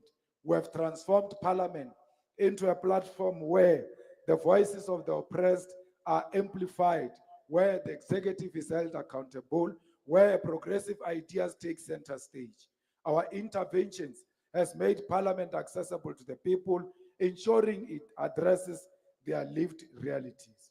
While the former liberation movement abused its majority to block progressive reforms, the EFF consistently pushed for legislation that reflects aspirations of the people.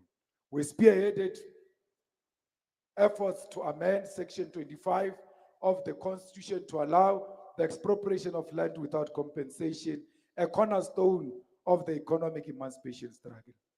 Despite reactionary neoliberal forces hijacking the process by diluting the proposed amendment, the EFF maintained its principled stance, rejecting any compromise that fell short of full state custodianship of the land. Governance has been at a critical focus of the EFF's parliamentary work through its elected representative in parliament, provincial legislatures, and municipal councils. The EFF has conducted rigorous oversight on the executive, ensuring that the interests of the people remain paramount. During the global COVID-19 pandemic, when governance structures were disrupted, the EFF adopted to ensure that oversight continues unabated. Our members of parliament secured special permits to conduct inspections on public health facilities, exposing government's failures in managing the crisis. We demanded accountability for the widespread corruption in COVID-19 procurement processes, ensuring that the looters of public funds were brought to public scrutiny. The EFF introduced and supported progressive legislation that seeks to transform the socio-economic landscape of South Africa. Key amongst This is the National Health Amendment Bill aimed at ensuring clinics remain open 24 hours a day, improved access to healthcare. While the bill was rejected by the liberation movement with an excuse of fiscal constraints, the discussions about 24-hour clinics found expression in the highest legislative office in the country. Other legislative initiatives have included the South African Reserve Bank Amendment Bill, which seeks to nationalize the central bank, and the Student Cancellation Bill, aimed at alleviating the financial burden of young people pursuing higher education. Although met with resistance, this effort underscores the EFF's commitment to putting the needs of the people above neoliberal austerity measures. The EFF has been unrelenting in exposing corruption and mismanagement at the highest level of government, from the Pala Pala farm scandal implicating the person in the office of the president to the maladministration in parliament itself. The EFF held those in power accountable. When the Speaker of the National Assembly was implicated in corruption, the EFF led the calls for her resignation, vindicated when charges were eventually laid against her. Fellow fighters, our parliamentary work has also confronted the systematic failure of the justice system, the collapse of state-owned entities, and the neglect of public infrastructure. We have consistently called for the reopening of Komati Power Station and demanded the funding for the maintenance of Eskom's fleet, exposing the sabotage of state-owned enterprises to advance private sector interests. The EFF has defended the Constitution from attacks by reactionary forces seeking to undermine the democratic gains made since 1994. We have opposed attempts to weaken parliamentary processes, including the decision to relocate parliament to inadequate facilities following the fire in 2022. Our call for the relocation of parliament to Tshwane remains rooted in the principle of aligning legislative and administrative functions for greater efficiency. The EFF parliamentary work extends beyond the confines of legislatures. Through public hearings, submissions, and direct engagements with communities, the EFF has ensured that the voices of the marginalized are heard. We have mobilized support for the Basic Educational Law Amendment Bill, Bella Bill, fighting against those who seek to use language as a barrier to access state-funded schools.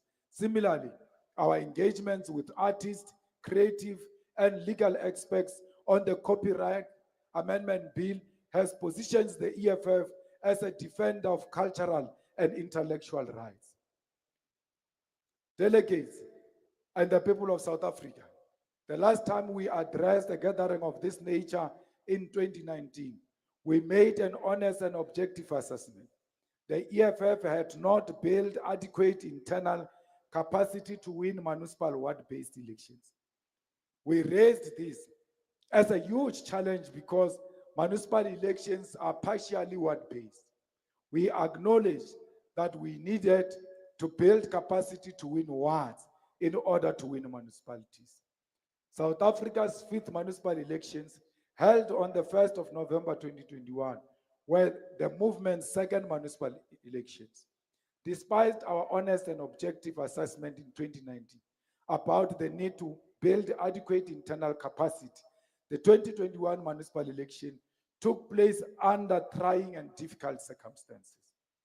While South Africa, Africa and the world were contending with the COVID-19 pandemic, unimaginable loss of life, disruptive livelihoods, and an economic crisis, we had to contend with municipal elections. Fellow fighters, soon after this second Central Command team was elected in December 2019, starting on the 26th of March 2020, no more than 3 months later, the country went into lockdown, entering alert level 5. This was the most stringent level of the national lockdown, meaning that all political party activities were prohibited. We had to close our offices, cancel all activities, mobilize programs, and adapt to unprecedented reality. This was our reality for the most of 2020 and 2021, as the government implemented different levels of lockdown. We spent much of this time attending funerals of loved ones, friends, fighters, while still having to think about elections. It was under these conditions that we had to plan for the 2021 municipal election. The first election date was announced in April 2021, and we're told that election will take place on the 27th of October 2021. However, the COVID-19 pandemic proved to be unpredictable, which led to the change in the date of the elections.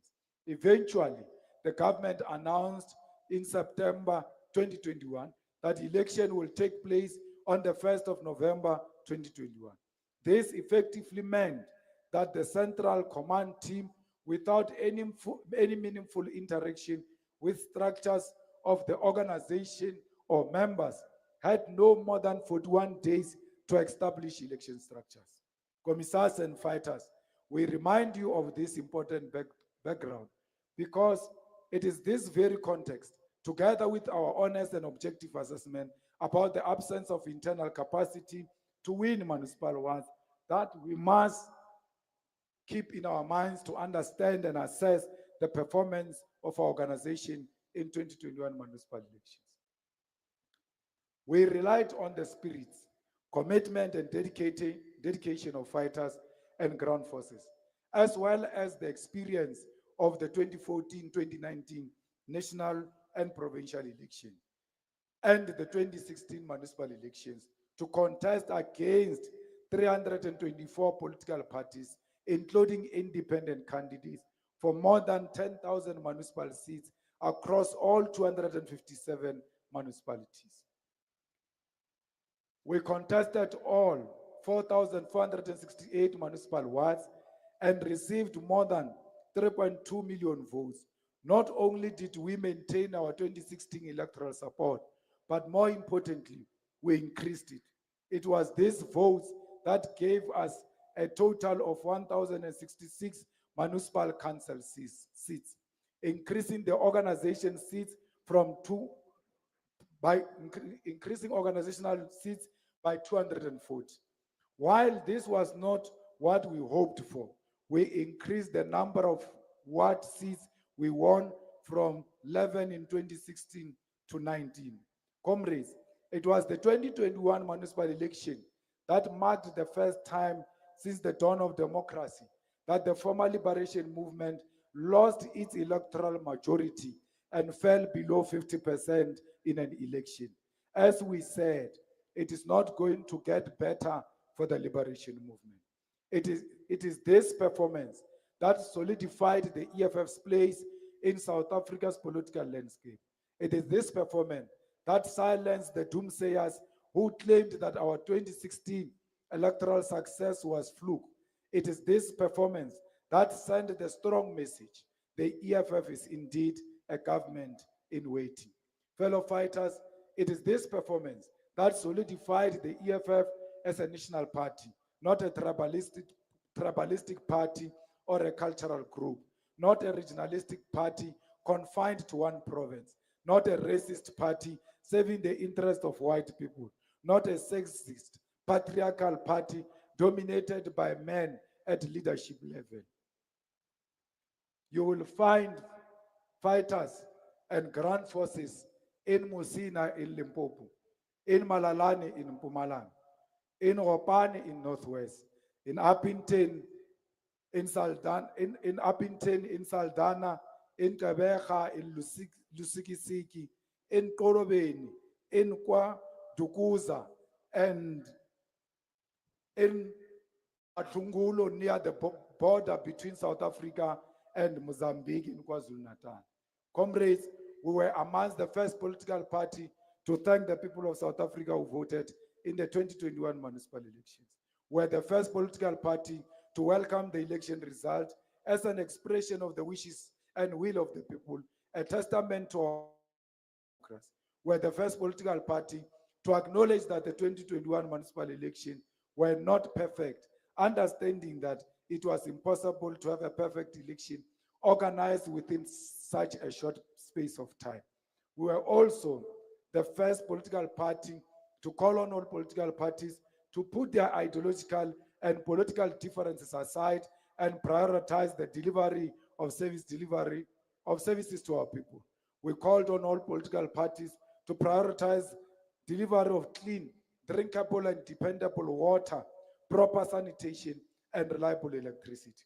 We called on all political parties to sign a pact committing that within the next 5 years, no home or school in South Africa will lack proper sanitation. We made it clear that we are willing to listen and engage with everyone as long as the priority remains our people and restoring their dignity. We made it very clear that we will not compromise on coalitions for positions of power's sake. We said we were willing and prepared to vote for anyone who's committed to giving the people of Hammanskraal water within the first 6 months. We said we're willing and prepared to vote for anyone who had a clear program of action with specific timelines and measurable deliverables. And we said that should any political party not agree with us, we were happy to sit on the opposition benches. We did this because we refused to impose ourselves on the people of South Africa. We accepted that only when our people are ready to embrace our radical policies, we will take full control of these municipalities. We are not guided by uncontrollable ambitions, ego, or hunger for power, especially when it risks compromising the EFF strategic mission. After the 2021 municipal elections, we played a meaningful role in governance in the province of KwaZulu-Natal, taking strategic positions as deputy mayors in municipalities such as Umhlathuze, Uthukela, Umtubatua, Nongoma, Amajuba, Denhauser, Maphumulo, and Zululand. Today, this organization has councillors who are members of mayoral committees through political arrangement in the city of Johannesburg, the city of Tshwane, Ekurhuleni, and Nelson Mandela Bay, responsible for public safety, health, environment, and waste, water, electricity, finance, and corporate services. The EFF regional chairperson and councillor in eThekwini is the chairperson of Human Settlement and Engineering Committee in eThekwini municipality. The people of Tshwane, in Hammanskraal, Soshanguve, Mabopane, and the CBD are enjoying the clean city because of the work of the EFF MMC. The people of Ekurhuleni, in Mooifontein, Tembisa, Winnie Mandela, Vosloorus, Thokoza, Duduza, and Springs witness a citywide cleaning of illegal dumping sites because it is the EFF MMC responsible for environmental resources and waste management who launched Clean Your Kasi Manje Namhlanje campaign.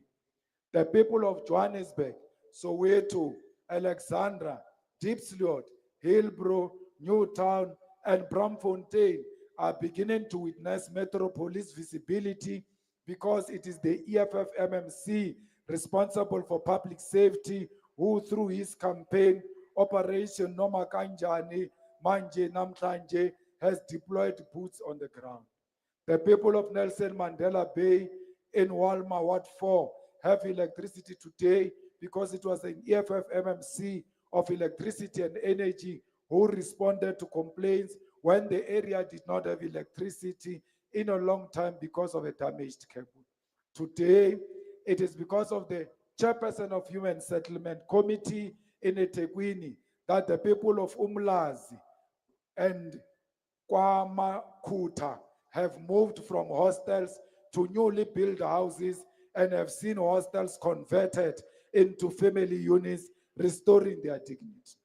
It is through this deployment that our organization is at the forefront of service delivery. The EFF is no longer just a government in waiting. We are in government. Our councillors are chairs of strategic committees in many municipal council. They are chairs, chairpersons of municipal public account committees, whips of councils, speakers of municipal councils, including being the speaker of Ekurhuleni Metropolitan Municipal Council. We have a solid governance experience. The people of Tshwane are enjoying exemplary government under the leadership of the EFF, with visible service delivery and hands-on governance that directly addresses the needs of the people. However, the people of Johannesburg are being denied the same experience because EFF is deliberately excluded from strategic portfolios that will bring our MMCs into direct and daily contact with the communities to resolve the service delivery challenges. Comrades, we want that while we accept that revolution is about longevity, it is not a sprint but a marathon, a long distance marathon. There will be an intensive campaign by the white establishment to prevent the EFF from ascending to state power. I must drink water. Cheers.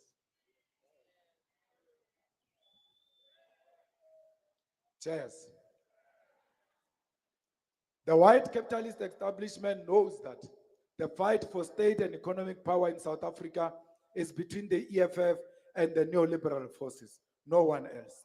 When it became clear that the former liberation movement was going to lose its majority electoral support in the national elections, the white capitalist establishment came out of the shadows and began attacking the EFF both directly and indirectly. In the 2024 general elections marked the first time that the descendants of white supremacists and mining conglomerates, alongside billionaires who amass their wealth through poorly regulated and exploitative online gambling that preys on the poverty of our people, came out from the background and shadows. These forces included the Stellenbosch mafias, openly donated millions to neoliberal forces and political startups. These startups were deliberately designed to divide black votes as part of a calculated strategy to block the EFF from going to government. Their action exposed a coordinated effort to undermine a revolutionary movement and maintain the status quo of economic and political power in the hands of privileged elite. Some of these political startups, despite receiving millions, even failed to meet the most basic requirement, such as securing the minimum number of 1,000 registered voters required to register of a political party. These families, individuals and their trust contributed nearly R500 billion between 2021 and 2023 to fight and demonize the EFF. This is only the amount reported to IEC, and we believe there is even more money that was not reported to the IEC. To the racist, white, supremacist, capitalist establishment, the 2024 election was supposed to be a surgical remove. Were supposed to surgically remove the EFF from South Africa's political landscape, and they were willing to go all out and spend millions. We went into these elections knowing very well that we will be fighting for our survival, to protect strategic mission for economic freedom in our lifetime, to defend the legacy of the Marikana workers, to defend the legacy of Andries Tatana, of Winnie Madikizela Mandela. For us, it was war for survival. We established our election machinery in August 2023 by setting up branch election task forces in South Africa's 4,468 wards and setting up voting district election task forces in South Africa's 23,296 voting districts. We also traveled across the country between November and December 2023, capacitating the ground forces through provincial ground forces forums. The year 2024 marks the third national and provincial election that the organization contested after the 2014 and 2019 general elections. These elections took place 30 years after the dawn of democracy, with research pointing to no obvious winner compared to previous elections. We began 2024 by joining the ground forces and community members of the eThekwini region, KwaZulu-Natal, in preparation for the manifesto launch, which was successfully held on the 10th of February 2024 at Moses Mabhida Stadium in KwaZulu-Natal, thanks to the provincial leadership of KZN. The 2024 elections represented a massive opportunity for change and the upliftment of the lives of South Africans.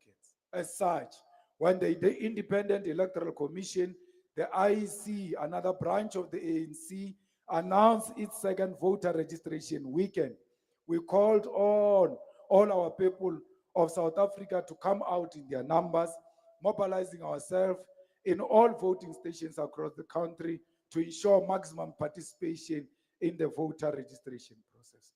The manifesto of the EFF was then unveiled to the public. Voters at the election manifesto launch rally.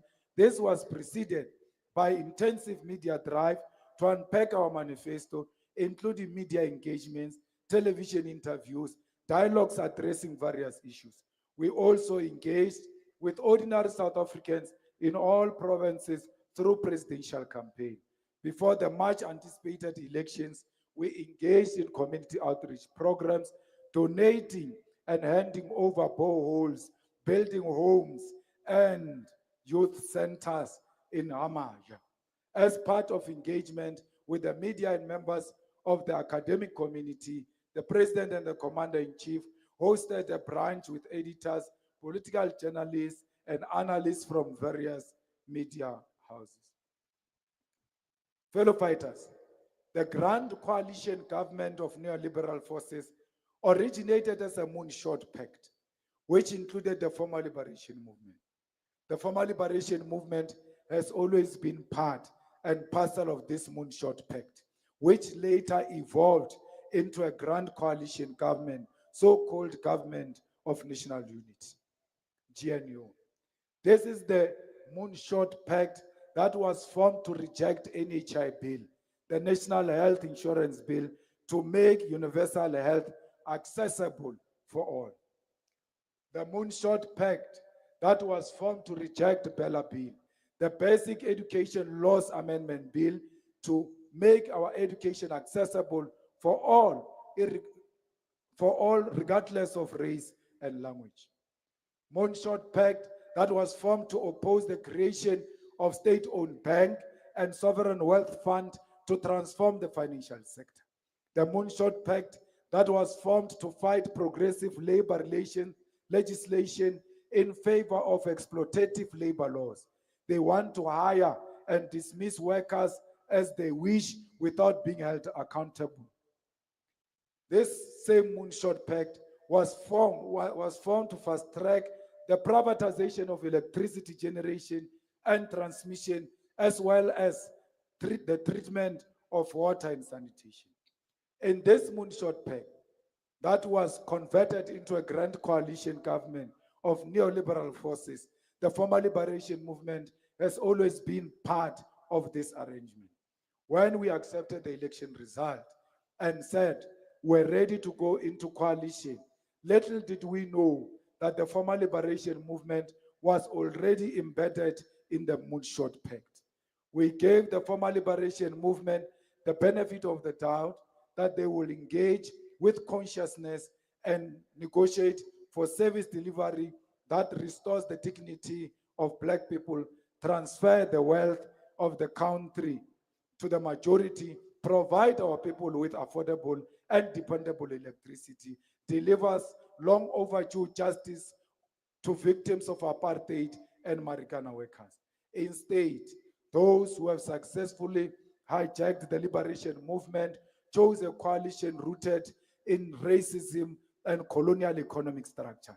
They chose a coalition that is eroding the state and fast-tracking the implementation of privatization. Under this coalition of neoliberal forces, the state is being eroded and our people suffer the consequences. Everything from electricity, water, sanitation, waste removal services, policing, and public safety, health, education, and all other public services will be rendered by the private sector for profit, while strategic state-owned companies are told to compete without any support. Delegates, the people of South Africa, our country is facing an economic crisis. It is a crisis caused by poor economic policy choices and by prioritizing the interest of the white capitalist establishment over the lives and well-being of our people. It is a crisis rooted in the cowardly decision of the former liberation movement to entrench the unjust sunset clause, allowing white people to keep ill-gotten gains of colonialism and apartheid, which have now become perpetual and permanent clauses. The economy of South Africa is not growing, has not been growing for the past 15 years. Between 1994 and 2008, South Africa's economy grew by an average of 3.6% annually. However, from 2009 to 2023, the GDP collapsed to an average of 1.2% per year, while other emerging and developing economies grew by an average of 6.3% per year. Under the fourth and the fifth administration, the economy grew by an average annual GDP growth of 1.9%. But this has further collapsed to an average annual GDP growth of 0.5 under the current president. This empirical indisputable evidence that the past 15 years have been disastrous for our country. In the past 15 years, we've witnessed 24% decline in public investment by central government and public corporations. This decline in public investment has directly contributed to the collapse of our country's infrastructure, critical services, and the economy. It is the decline that has led to the collapse of electricity generation capacity, the collapse of logistics and transport networks, the collapse of water infrastructure, the collapse of telecommunication services. This decline is what has brought about the destruction of Eskom, Transnet, Denel, PRASA, the South African Post Offices, the SABC, and many other once glorious competitive state-owned institutions that served as critical extension of government to deliver public services. Today, many of these institutions are a shadow of their former selves. We are facing a crisis of joblessness. Today, South Africa's unemployment rate is at 41.9%. More than 12.2 million people are unemployed, and 3 million of them have given up even looking for a job.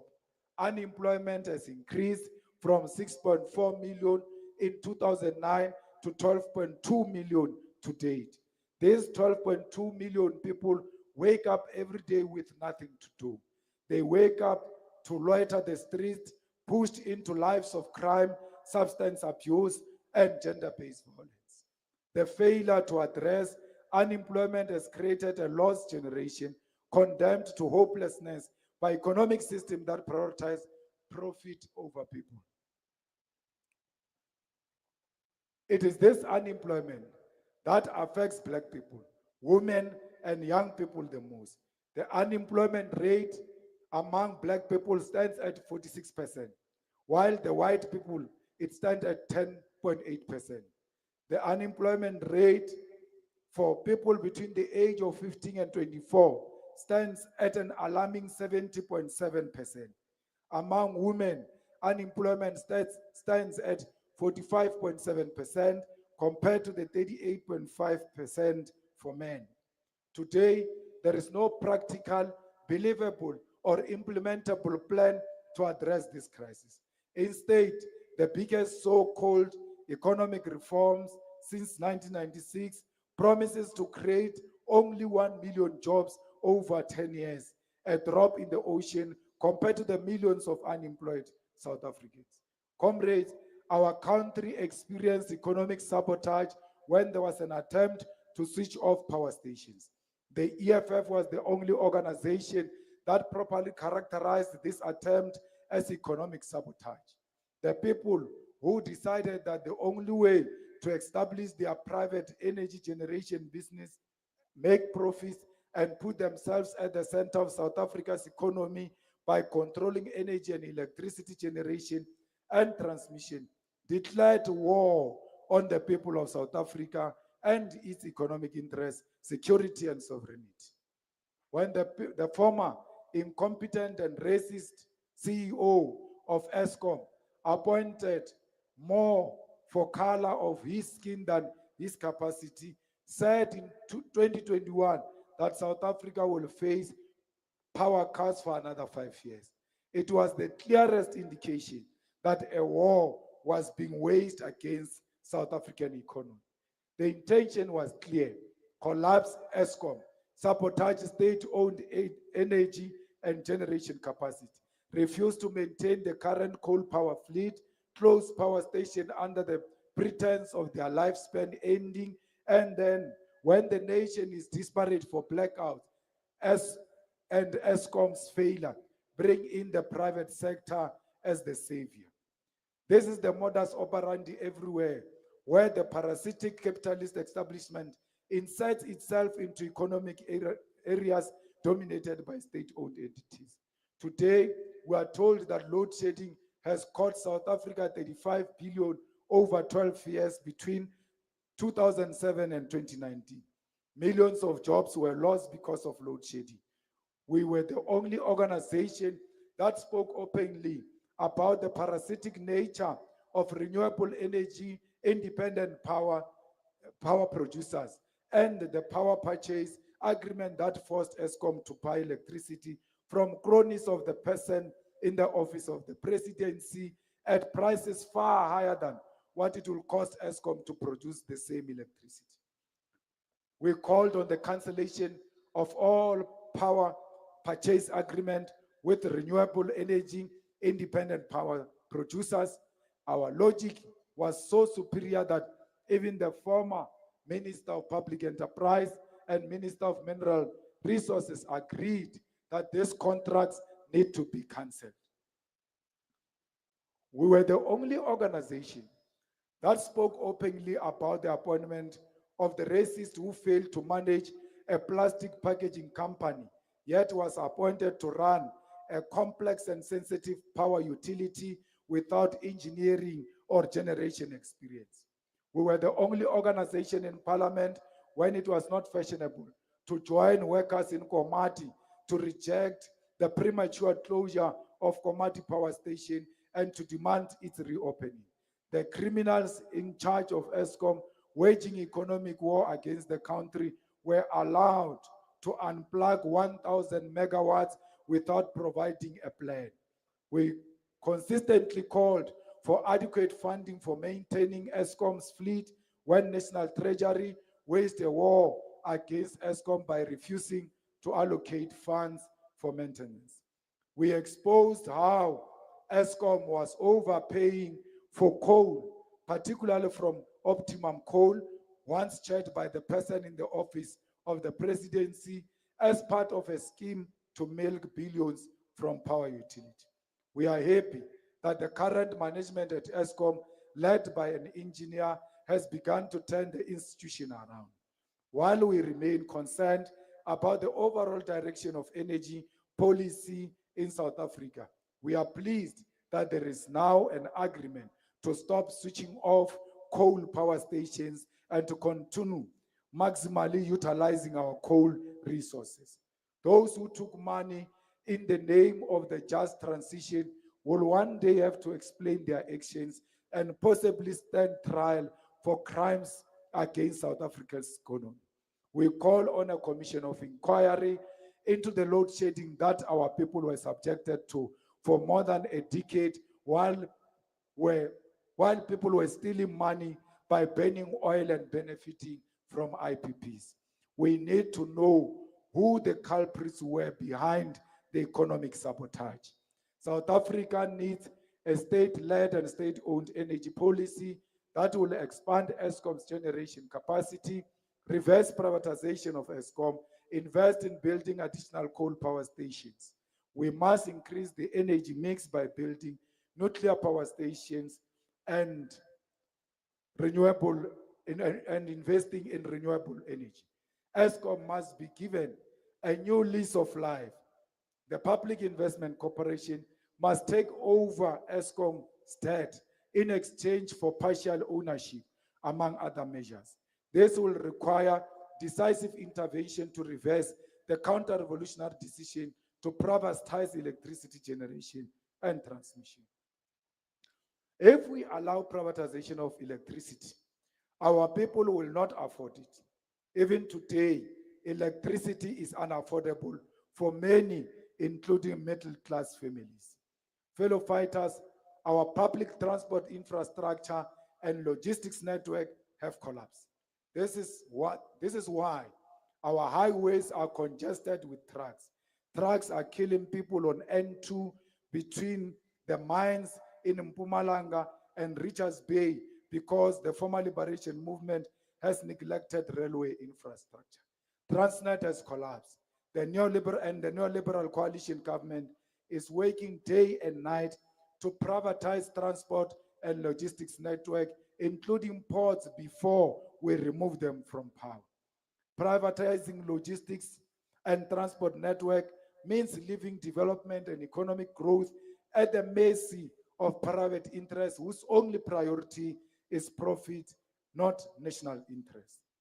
PRASA has collapsed and Metro Rail is in shambles. The poor and working class spend the majority of their wages on transport, commuting to work. They leave home in the early hours of the morning and returning in the darkness, ensuring unsafe and unreliable services. The taxi industry continues to operate without guiding legislation, regulation, and formalization. And it receives no financial support or subsidy from government. This is why the majority of minibuses on our roads are not roadworthy and are at the center of the carnage on our roads, and the Department of Transport is nowhere to be found. Comrades, South Africa's economy does not produce the things we use on a daily basis. We don't produce many of the electronics, plastic products, clothing we wear, or even much of the food we consume. Despite the advanced technology to build military equipment, including the Roy Falk produced by Dinel and one of the most sophisticated and sought after war machines in the world, we still not have a made in South Africa car. We are not talking about assembly plants that import car parts from Europe, America, and Asia in boxes to be assembled in Silverton, Roslyn, Gqeberha, and East London. We are talking about creating a car from scratch and putting it on the market, supported by the state through offtake agreements and subsidies. We have watched as our country has de-industrialized over the past 30 years, with manufacturing contributing to GDP falling from 24% in the early 90s to just below 15% today. We have lost the war against crime. It is only the Provincial Commissioner of KwaZulu-Natal who is committed and willing to meet criminals in the street toe for toe and take them head on. Everywhere else, we have lost the war. More than 27,000 people are murdered annually. There is no plan to stop the high murder rate. In the past 10 years, nearly 500,000 cases of rape were reported to the police, and many went unreported. Yet, as a country, we still don't have a plan to stop the scourge of rape. In the past reporting year, there's been an increase in the number of contact crimes, including murder, sexual offenses, attempted murder, common assault, common robbery, and robbery with aggravating circumstances. Yet, there is no plan to confront criminals head on. Our men and women in blue are underpaid and work in poor conditions, blocked toilets, collapsing ceilings, inadequate sanitation. They lack political support and the necessary infrastructure, yet they're expected to fight crime effectively. The former liberation movement has deliberately neglected our defense capacity. The former minister of the defense told Parliament last year that we must decide as a country whether we want defense capabilities or not, because at the current funding level, South Africa's defense forces exist only on paper. Our courts and justice system are broken. Access to justice depends on money. We still have judiciary that remains untransformed, rooted in racism and colonial structures. Those without money, in particular black people, are victims of unjust systems. Justice, judges, and magistrates are working under very difficult conditions. Many are depressed, yet are expected to deliver justice. The NPA has lost all its legitimacy. It is clear that the incompetent national director was appointed for factional reasons and to serve a specific agenda. She has failed to turn the institution around and instead worsened its state.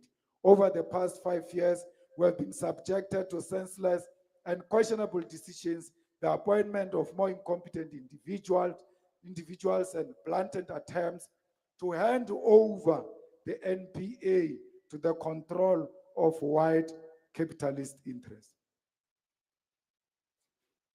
This institution, once a pillar of justice, has become a shadow of its former self. There is also a growing crisis of abandoned mines in Gauteng, Mpumalanga, and Northwest. The mining companies responsible for rehabilitating the land after extraction have been allowed to escape accountability. As a result, the failure of government oversight has paved the way for unregulated artisanal mining and criminal syndicate to exploit the gap. Communities are suffering, people are dying in sinkholes, illegal mine shafts, and the government's response, sanctioned by cabinet, is to forcefully smoke them out instead of addressing the root causes of the problem and arrest culprits who are part of a wider network of criminal syndicate selling these minerals in the black market. The senseless killing of women and children has become a pandemic. Weak men, emboldened by lack of consequences, are targeting the most vulnerable, waging a war against women and children.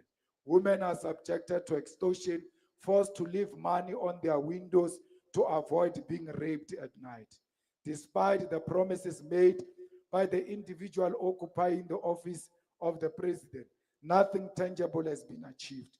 Empty promises and useless consultative meetings have done nothing to stop the daily murder of women and children. Police stations are ill-equipped to handle gender-based violent cases, lacking dedicated and safe spaces for victims to report crimes. To this day, there is still no mechanism for victims of GBV to report crimes from a comfort and safety of their homes. South Africa's justice system, law enforcement, and governance have failed to protect the people, women, and children in particular. Instead of a coordinated and effective response, we are met with a silence, inaction, and misplaced priorities because of weak political leadership. The Department of Home Affairs, together with Defense, is responsible for protecting our sovereign borders. But this is only in theory. In reality, people come and go as they please. There is no capacity to document everyone in South Africa.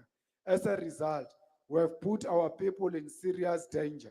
Those seeking economic and political asylum are also endangered, and this lack of control promotes lawlessness. The public education continues to deteriorate.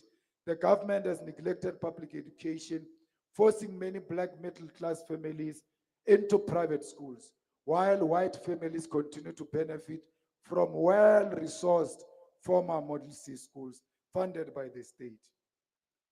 These schools have libraries, sports facilities, laboratories, while schools in rural areas and townships remain overcrowded, poorly resourced, and stuck in conditions of 1994. Teachers in these schools work under difficult conditions, struggling with unruly learners, substance abuse, and crime on school premises. Many teachers are choosing to resign without alternative jobs because it is better to be unemployed than to endure the hardship of public schools. This is why racists reject the Bela Act and forced the office of the presidency to succumb to their demands. They want to use language as a barrier to entry into state-funded schools. We reject this and demand the full implementation of Bela Bill. Despite the revolutionary fighting spirit of the fees must fall generation, we still do not have free higher education. Public health care has collapsed. Public hospitals have become places where our people go to die. Senior citizens prefer to stay at home when sick rather than go to hospitals because they know they are going to die. Clinics are underfunded, cannot operate 24 hours, and face general shortages of personnel and medication. Windows are broken, toilets don't work, patients are told to bring their own food, water, and linen when admitted. Instead of comprehensive primary health care, ensure that there is a clinic in every ward. The former liberation movement is obsessed with poorly considered NHI that has no capacity to resolve the crisis facing public health care. Municipalities have completely collapsed. The majority of municipalities are failing to deliver basic services, and they will not succeed if we continue with the current funding model. Municipalities receives only 9% of the revenue collected nationally by SARS and cannot collect enough of their own revenue. Only metropolitan municipalities such as Johannesburg, Cape Town, Ekurhuleni, and eThekwini collect some revenue. However, even these metros cannot deliver services to all their residents effectively. The problem is worsened by incompetent and corrupt municipal managers. Municipal managers and city managers who own and control councillors.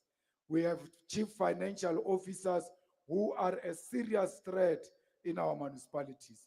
Chief financial officers who treat municipal funds as their personal money, distributing patronage while our people continue to suffer. Our people do not have clean, drinkable water, reliable and affordable electricity, proper sanitation. They are still subjected to the indignity of bucket toilets and potholes on daily basis. The former liberation movement has failed to eradicate housing backlog. Our people are forced to build shacks in flood areas, riverbanks, and unsafe places. When it rains, informal settlement are swept away, and our people immediately become homeless.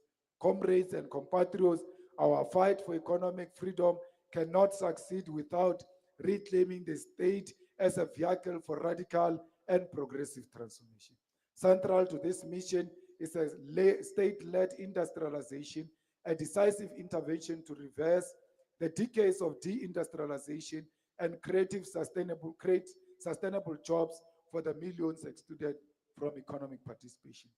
The South African economy must be structured to ensure that it produces goods and services we consume daily, eliminating dependency on imports that enrich sovereign economies at the expense of our own economy. State-led industrialization will focus on building industries that manufacture the essential we rely on, from clothing to electronics, and from agricultural equipment to vehicle design and manufactured entirely in South Africa. To complement this effort, we must restore the state's capacity to direct the economy through bold intervention. The state must directly invest in revitalizing industrial zones in underdeveloped regions, ensuring that the previous neglected areas such as Mokhwase, Putadichaba, Botshabelo, and Shaandima become epicenters of manufacturing and innovation. By doing so, we will tackle regional inequality while creating employment opportunity closer to where people live.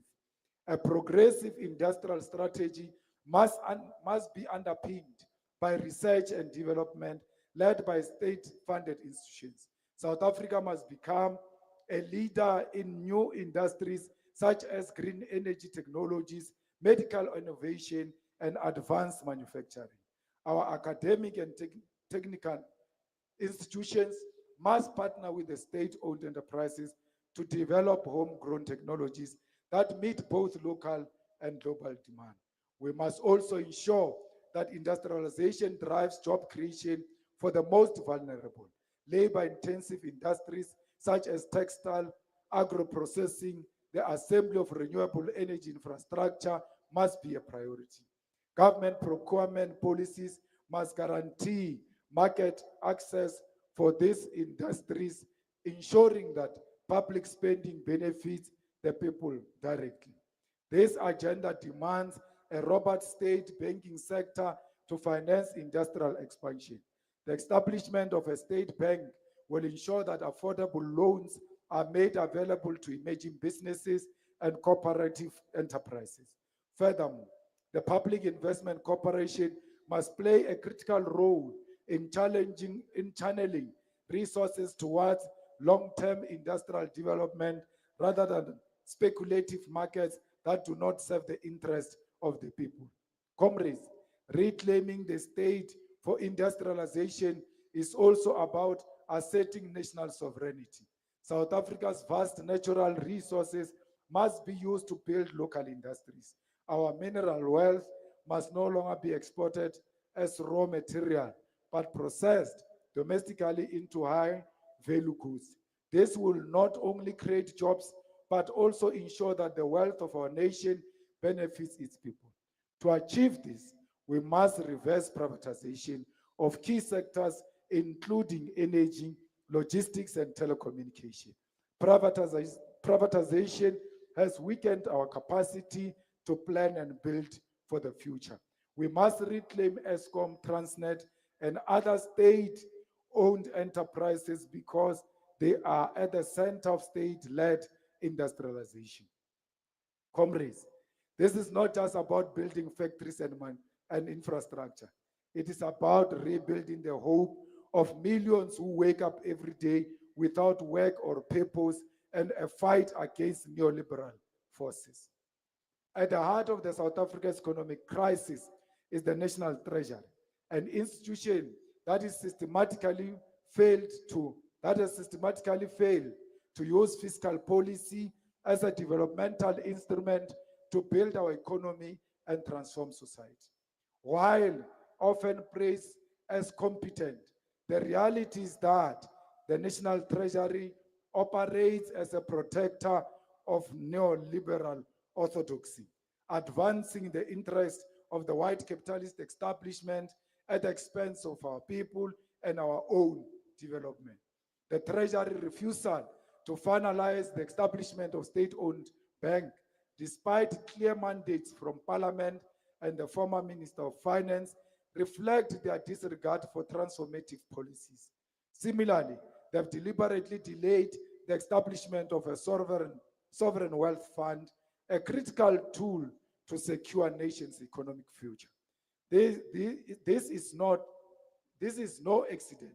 This is the result of a revolving door between the National Treasury, private bank, the Reserve Bank, and the Financial Sector Conduct Authority, where officials serve the interest of capital rather than the people. Captured by International Monetary Fund and the World Bank, the National Treasury functions as a satellite office for global financial institutions, enforcing austerity measures that cripple public service.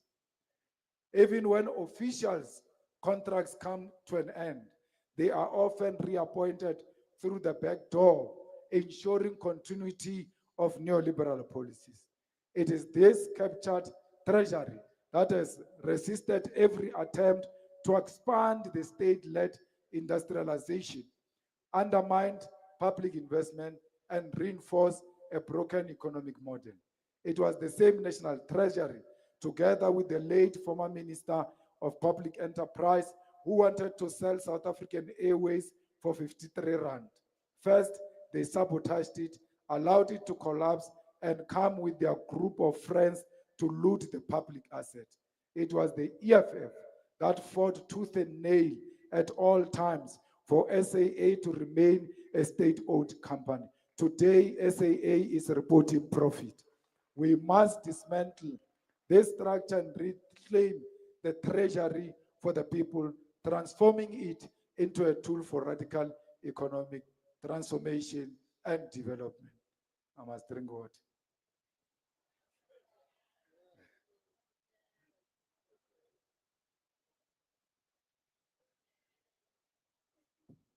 Cheers. Comrades, our intention is to form a progressive government with the current balance of forces. Comrades, our intention is to form a progressive government within the current balance of forces. We want to be part of the political arrangement of national and provincial levels that will prioritize resolving the land question.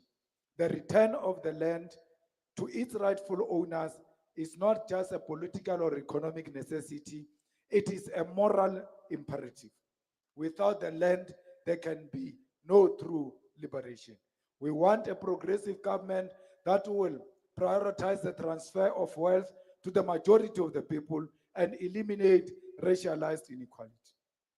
A progressive government must actively dismantle the entrenched structure of white monopoly capital that continue to deprive our people of their rightful share in the economy.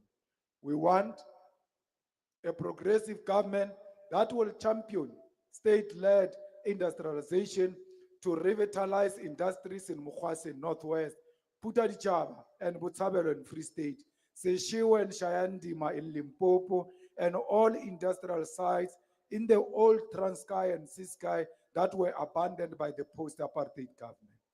These industrial zones must once again become the hubs of economic activity, employing thousands of workers, producing goods that will reduce our reliance on imports.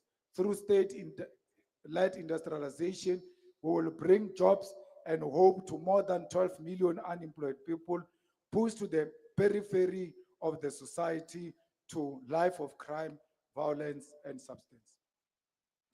We want a progressive government that will deliver free, quality, and decolonized higher education, ensuring that every young person in South Africa, regardless of their background, has the opportunity to develop their skills and contribute to the economy.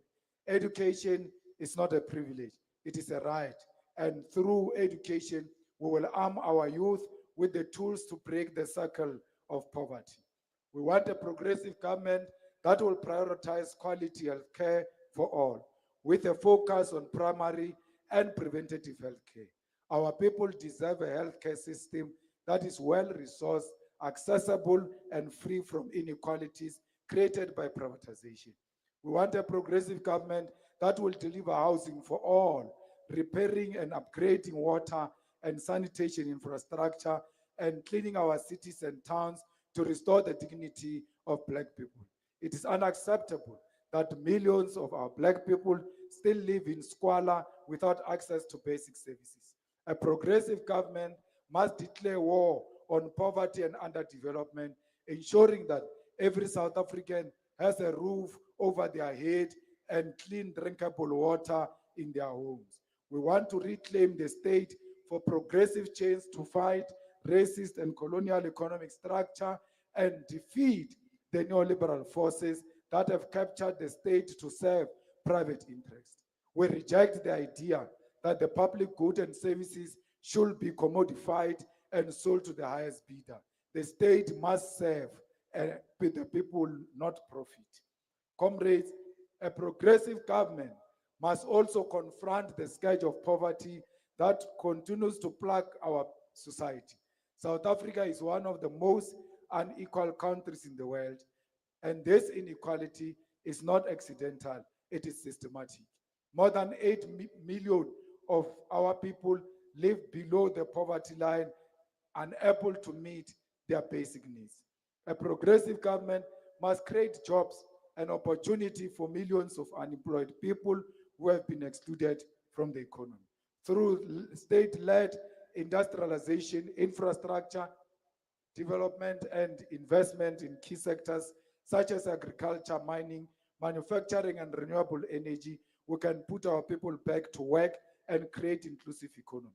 Comrades, the progressive government we envision is one that will fundamentally change the structure of the South African economy, shifting it from extractive practices towards sustainable development that benefits the many, not the few.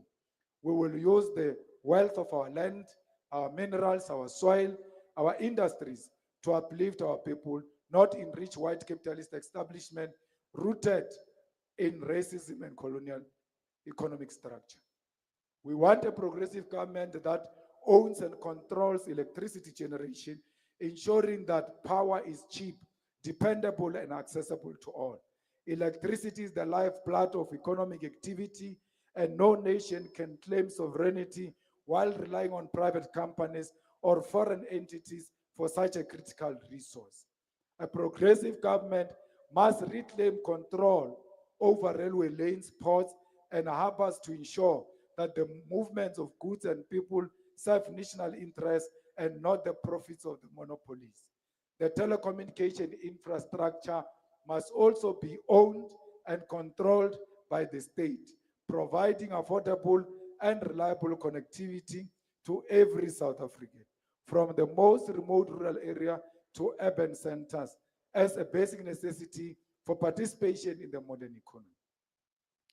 We need a progressive government that will build bullet speed trains from Johannesburg to Musina, from Johannesburg to Durban, from Johannesburg to Cape Town to reduce the carnage on our roads.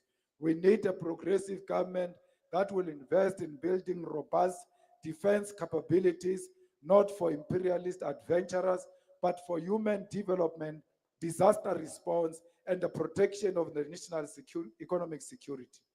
A state that cannot defend itself, its resources, or its critical infrastructure is a state at the mercy of Western imperialist powers, even on principle matters. We must explore the build, operate, and transfer model for large and agent infrastructure. We must finance all our infrastructure and partner with countries and private companies that have capacity to bring their skills and operating experience to build large-scale infrastructure, water, rail, roads, and energy infrastructure. We can collaborate with Russia to build a nuclear power station. We can collaborate with India to build telecommunication infrastructure. We must collaborate with China to build large roads and railway lanes, bullet trains, and rebuild our defense capabilities. These are our partners and allies, and we must partner with them. And we must limit this to a short period of operation and manage to short period of 20 to 30 years. Fellow fighters, we believe that there is a possibility that together with the progressive forces, we can still achieve a progressive government. Comrades, one of our major challenges we still face is that since we exist as an enemy of capitalist establishment, we remain confronted with reluctance to fund us for fear of victimization. This situation is made worse by the advent of the political party funding, which requires those who donate to political parties above a particular threshold to be declared public. In a context where you can be denied opportunity by the ruling elites based on your political association, the EFF as an anti-capitalist movement continue to face challenges with funding. This, however, should reaffirm all of us, comrades, that we are indeed a reliable vehicle of anti-imperialist and for the democratization of our economy, because the enemy the enemy has for so long tried to undermine us by denying us funding by any means necessary. The EFF has over the past 5 years thrived through these conditions and managed to sustain its own offices, its own staff, and its own programs, including outreach initiatives such as pilot programs, building boreholes, and homes for the needy in the face of an onslaught from capital. We must, however, in this assembly, make a meaningful reflection on how we intend to finance the revolution up until the branch level. A leader, whether in central command or branch command team, must be an all-rounder, and part of being an all-rounder means you must have the ability to fundraise. To fundraise does not mean you must be corrupt, but you must selflessly identify those who are aligned with the EFF in society and urge them to fund the revolution. And you must never use the name of the EFF to fundraise for your own personal gain.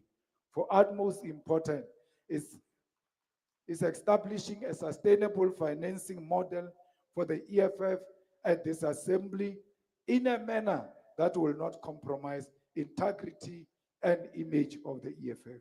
We will therefore be paying closer attention to this resolution of the Commission, which will be dealing with financing the revolution.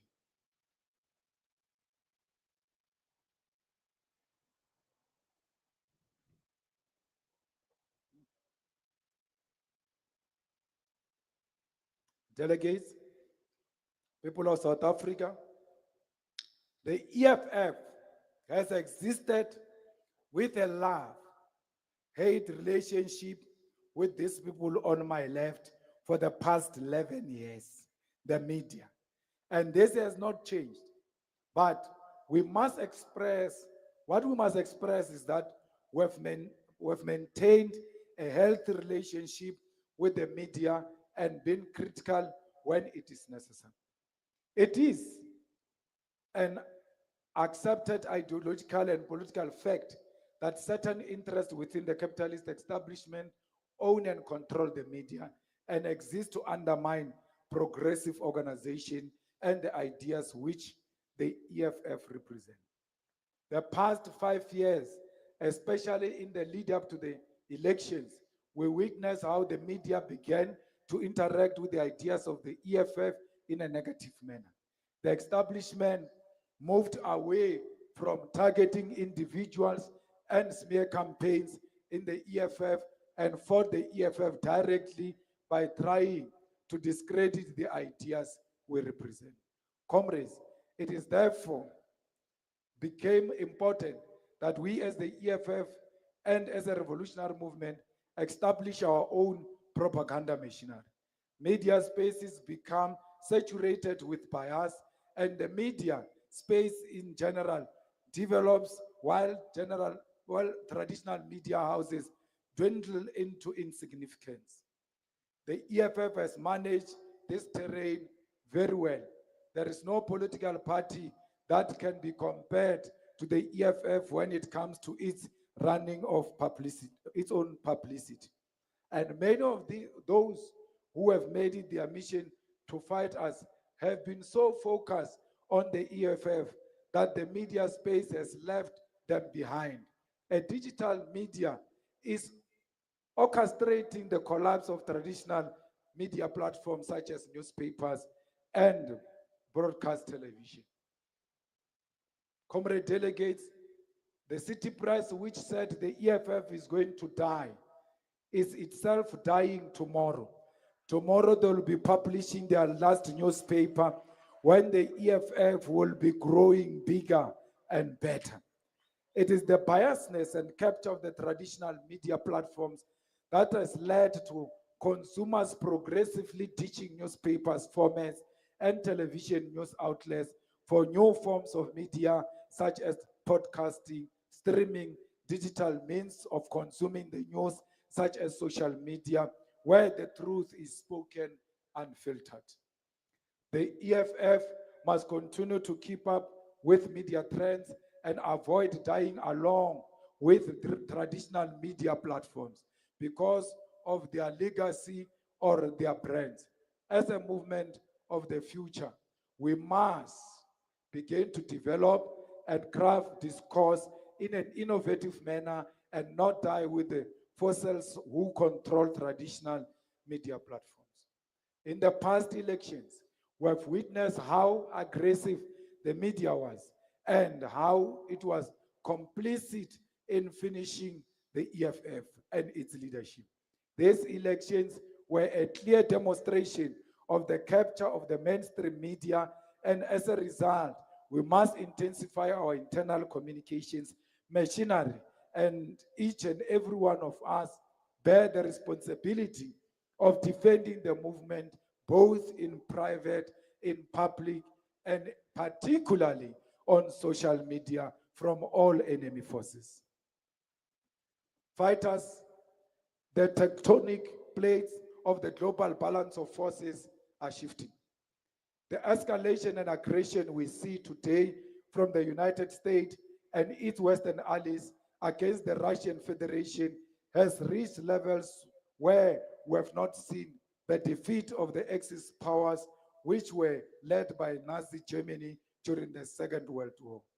After benefiting from the help of the Soviet Union to defeat fascist regime in Europe, the United States of America developed the Truman Doctrine to pledge financial, military, political support to government regimes which align with the fight of America against communism. What we see in Ukraine today is nothing but a continuation of the American attempt through the North Atlantic Treaty Organization, NATO forces, to consolidate the global territories against Russia and instill a unipolar global West hegemony. We stand with Russia and President Putin in his fight for a multipolar world against NATO. Ukraine is too small a country for us to believe that it is in a war with Russia. This is not a Russian-Ukraine war. This is an American NATO war against Russia and her sovereignty. Fighters, we must once again express our appreciation of Cuba, which continues to stand as a revolutionary force in the world. It is the left-oriented government of Cuba which led the anti-imperialist agenda in Latin America and the establishment of government with socialist principles. It is Cuba that stood with us during the dark days of apartheid, and we dare not forget. The global media establishment will not tell you that in Cuba there is a free health care which has resulted in higher life expectancy than America. Cuba continues to produce the best doctors and health practitioners to the point of sending them to other countries to aid them, including the United States. Cuba is able to achieve this because it has the highest doctor to resident ratio in the world. In Cuba, more than 10% of the budget is spent on education, resulting in their high literacy rate and small class sizes in primary and secondary education, giving their teachers an opportunity to give special focus to all learners. Lastly, the United Nations ranks Cuba in the top 49 on the Index of Democracy, Equity, and Development. We salute the progressive leaders of Sahel region. The struggle against the colonial powers, in particular France, waged by Burkina Faso, Niger, and Mali, affirms their undying resistance against neocolonialism and imperialism. They are resolved to defend their nation's sovereignty and dignity by any means necessary. Is an example of a true left and progressive leadership in the region. They have expelled French companies, diplomatic representation, and military operations. Fighters, we welcome the International Criminal Court's decision to issue arrest warrant against Israeli Prime Minister Benjamin Netanyahu and his former Minister Gallant.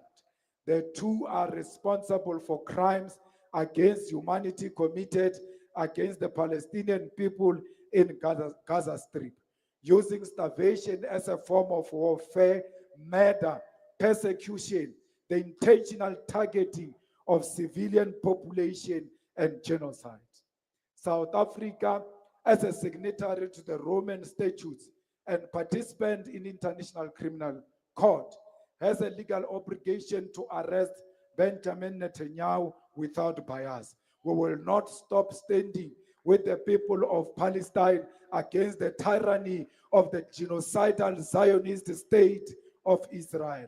We reaffirm our commitment to human rights and self-determination of the people of Palestine and Sahrawi Republic. Fighters, on 1st December 2024, South Africa assumed the presidency of Group of 20 under the theme Solidarity, Equality, and Sustainability. The G20 is an intergovernmental economic forum comprising 19 countries and 2 regional unions, the European Union and African Union. G20 countries account for almost 2/3 of the global population. Over 85% of the world's gross domestic product, GDP, and over 75% of global trade. Over the years, the G20 has been a global stage and a platform to consolidate major global economic issues, sustainable development, health, energy, trade, and other geopolitical topics. Since its establishment, no single African country has presided over the forum. Therefore, this presents a good opportunity for Africa to rise to the occasion and stop reducing herself into an inactive, powerless bystander of geopolitics. South Africa, having assumed the presidency of G20, must lead the discussion to reposition Africa as an equal player on the world stage. When South Africa hosts the G20 summit next year, it must be hosted here in Nazareth so that it may be accessible to local businesses and the township economy. Taking this forum to Cape Town will be filled opportunity to empower our local economies, as the spatial planning of Cape Town relegates our people to the outskirts of economic activity and far from business districts. As an integral member of BRICS, South Africa must uphold diplomatic immunity for our Russian ally, President Putin, when he attends the summit next year. What we saw during BRICS summit was nothing short of global humiliation and exposed the South African government as a spineless global player who cannot protect its allies against imperialist aggression. Fighters, we must never abandon the struggle to support the people of Western Sahara against the colonial occupation perpetuated by Morocco. And one of the struggles we must champion is breaking the hold that Morocco has over the sporting world in the continent. We must isolate Morocco not only diplomatically, but even in the sports, academically, and otherwise, until the people of Western Sahara are released from the chains of apartheid in Morocco. Comrades, we owe our African sister nations true solidarity. This means that we must strengthen institutions that ought to protect African sovereignty and democratic institutions. The Pan-African Parliament, the African Union must be brave institutions with teeth to protect the continent from Western interferences. We must never have a repeat of the betrayal suffered by brother leader Muammar Gaddafi, where he was surrendered to NATO forces by the former state president of South Africa and other African nations. We must speak unity of purpose, and that unity requires a strong African institutions such as a standalone military army, a powerful Pan-African parliament, and a Pan-African court, and ultimately on unitary African currency and one African president. Fellow fighters, we must observe keenly the political changes in the SADC region, where former liberation movements are all being defeated by popular opposition parties, which are characterized by young people. We are very proud of the UDC government in Botswana because it's constituted in the main by relatively young people, bringing to an end a more than 50 years rule of the so-called former liberation movement. The wave of the defeat of the former liberation movement is a sign that our people are breaking away from the past. And this is not only in Botswana and Zambia, but even here in South Africa, the former liberation movement has been defeated and holds onto power due to its alliance with white supremacists. In Zimbabwe, the ruling party holds on to power through state-sponsored violence, intimidation, and suppression of the democratic will of the people of Zimbabwe. One day, Zimbabwe will also know the true freedom, and the children of Zimbabwe will live happily. We must begin to be alive to the possibility that Africa is changing, and the direction of our region and continent will now be determined by politics of youth and the future. As the politics of old are dying, the EFF must begin to position itself as a force within SADC region and draws lessons from our counterparts on how not only to defeat liberation movement, but ultimately usurp power and govern. I'm with you.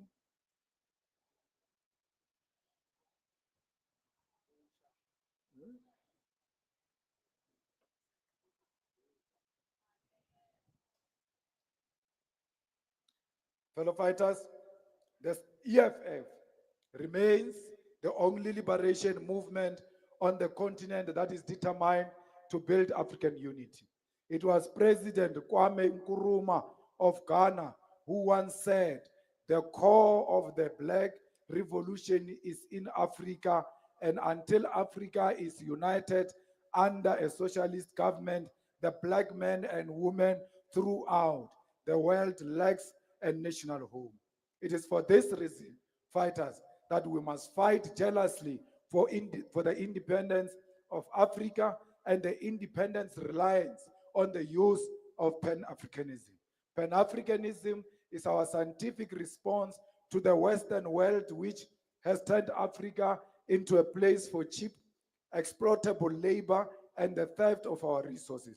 It is the conscious decision that we need to unite as African people and defend Africa and her people from being the slave side of the world, towards continental unity that is defined by economic, political, cultural, and social cooperation.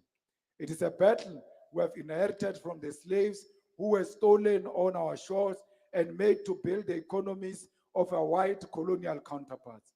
Fellow comrades, we must never tire of pursuing the principle that Africa must unite from Cape to Cairo, from Morocco to Madagascar. We only have each other because everywhere in the world, the black child is hated. We must unite because it is our unity that will place us at the center of the global economy, not spectators, but as participants whose people meaningfully benefit from the wealth of our land. We are not fighting to be slaves of capital. We are fighting for self-determination. We are the Pan-Africanist of Robert Sobukwe, and our journey must be to give Africa a more humane face. For too long, we have been made to hate each other because of our culture or our religious differences. For too long, we have been made to feel inferior. For too long, we have fought tribal and ethnic wars amongst ourselves. And for too long, our continent has bled while our colonizers benefited. Let us adopt the Pan-Africanist of Thomas Sankara and work our own land while we refuse to pay colonial tax. Let us live by the Pan-Africanist of Julius Nyerere and build a nation that is self-reliant and works together as a collective for the greater good of the Mother Africa. Let us walk side by side and be the Pan-Africanist of Robert Sobukwe and be arrogant in the need for African unity and undermine imperialism wherever it raises its ugly head. It is Pan-Africanism which will liberate us and liberate the whole of Africa. We have suffered too much for our blood. We have suffered too much. Our blood has turned the soil of Africa red. It is time for us to resist this pain and give Africa a future of happiness. Let us march together as Africa. Let us march together towards the liberation of our victory. Whether they hate us for this policy or not, we must fight for the unity of the African people. In conclusion, finally, I would like to thank all commissars who are here today and have committed their time and resources towards this organization.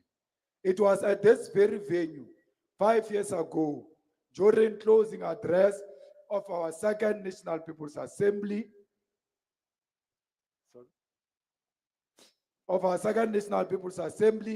that we asked each and every one of you to go and tell your families that for the next 5 years, you will be servant of the revolution and will not always be available. All of you in your majority must, after this National People's Assembly, go home and report that you are a trusted soldier of the revolution who, even when it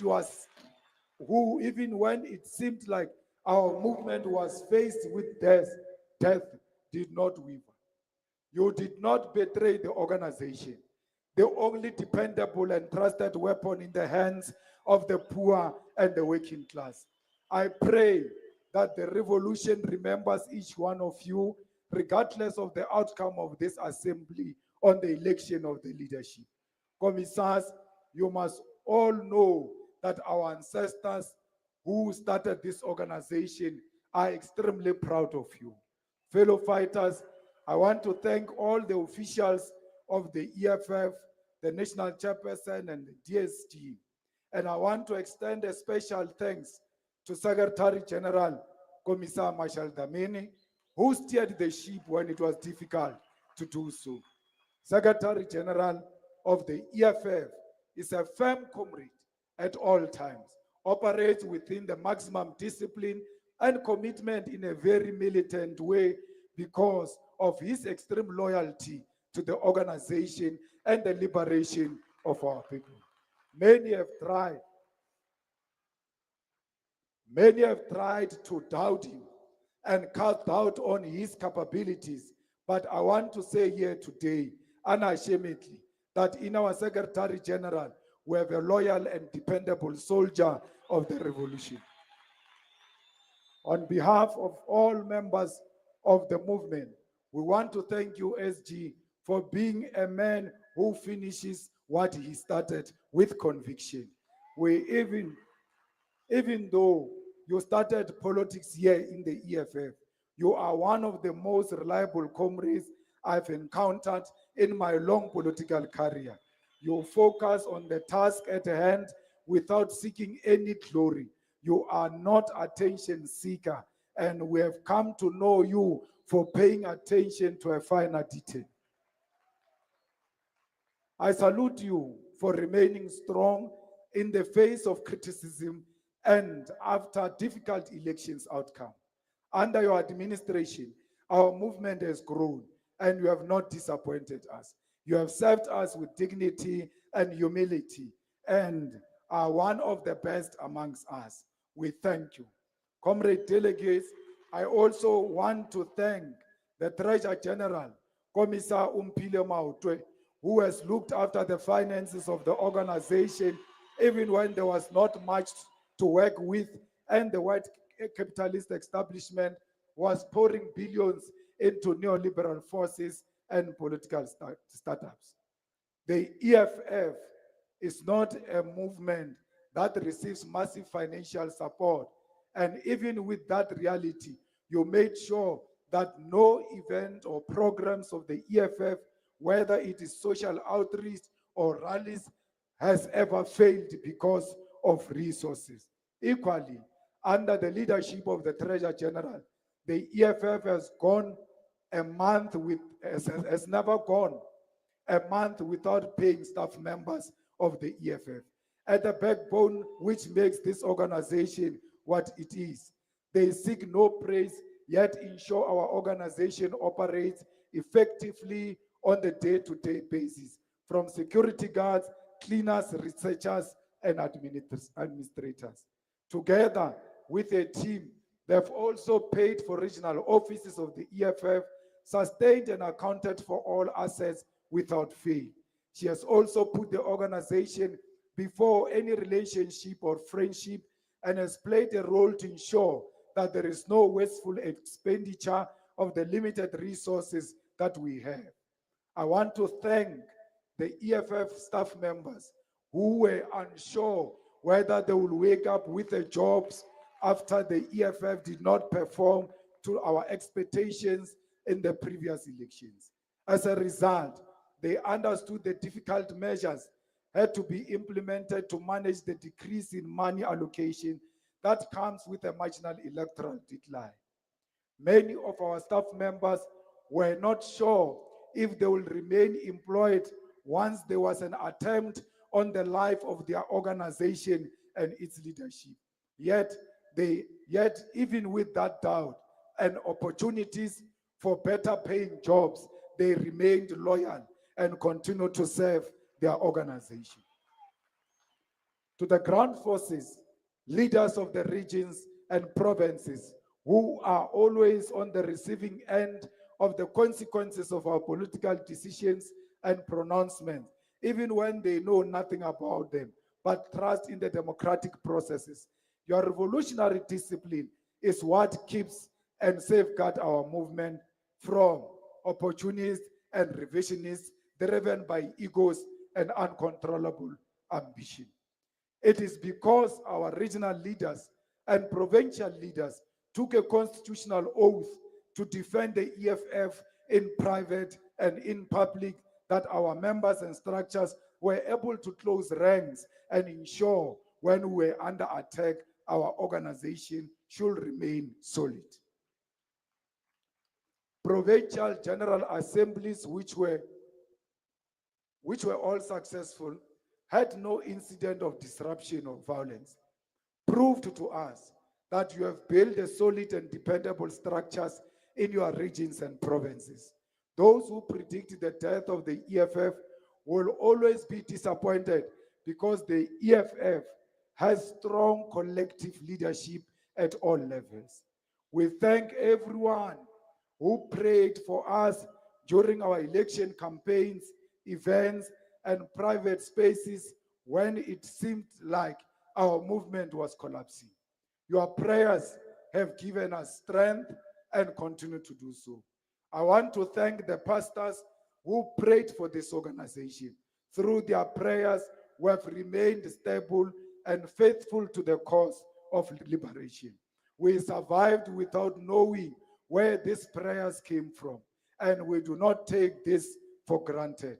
It is not always easy to associate with a radical movement, but you remind us of the role of faith in the struggle for freedom.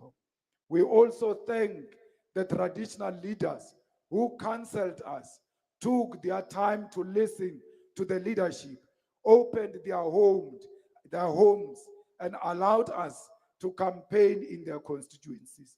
To the protectors who risked their lives during campaigns and exhibited loyalty during times of difficulty, you have our gratitude. It is through your sacrifice and professionalism that we have remained strong. One of those protectors is called Sbungowo, who has been with the EFF since it was formed till to date, loyal to protect and serve the leadership of our movement. We want to thank the defenders of the revolution, our internal defense mechanism against sabotage and threat to the programs of the movement. The DOR is an essential part of our movement and must continue to grow from strength to strength with potential to be professionalized. We also extend our gratitude to the security companies who ensure the success of our events and provide important services in addition to our own security capacity. We appreciate all the service providers who have been patient with us, including those who have been paid and those who are still awaiting payment. We thank them for their understanding of our internal financial systems and the objective reality that at times we rely on institutions to finance us, which can cause delays in fulfilling our responsibility. We appreciate you and we value your patience. We thank the external staff members and management who participated in the delivery of this Third National People's Assembly, especially the JOC, Joint Operations Center team, and the management of Nazareth for their kindness and patience. We also extend our gratitude to the business people who have stood with us, particularly the young entrepreneurs who have contributed the little they have to support our movement and its program. It is not always easy to remain aligned with us, especially in the face of internal challenges and external attacks on the EFF. Public perception always dictates how people choose to support institutions. Yet, despite this, these business people have continued to support our organization, even when facing the risk of being sidelined or targeted. We commend their contribution, even as they've declined in recent times due to challenges we have faced. Support for the EFF from the business sector has diminished because many of those who initially supported us were opportunistic and possibly corrupt. They thought they could gain something in return. However, those who supported us with genuine intent remain with us today. They have continued to contribute the little they have to help us succeed. To those who continue to make contributions are under no obligation to contribute to the EFF, yet they take the risk. We deeply appreciate their contribution. Over the years, they can clearly see where their money goes because no organization can match us in honesty and delivering on what we commit to do.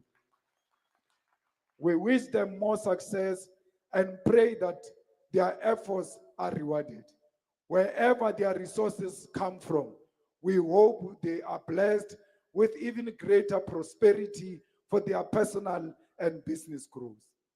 Fighters, on a personal note, I would like to thank my late grandmother, who remains my guiding engine, even in moments where it feels difficult, it feels giving up and surrender due to lacks and difficulty that comes with being attacked from within. It is my grandmother's guiding wisdom that kept me going. She is the one who named me a soldier. And as a result, I've become a soldier of the people. Her solid courage motivates me to remain committed to this movement and to the struggle for economic freedom in our lifetime.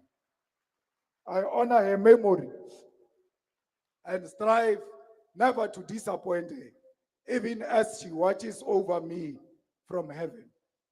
For this reason, I will never abandon this movement. She entrusted me with the role of being a father figure and a parent to the destitute and forgotten masses of our people. I extend my appreciation to my family, my children, and all my extended family and friends who suffered the consequences of my activism. They experience the same pressure as I do due to our actions as an organization, yet they've stood behind me without fail.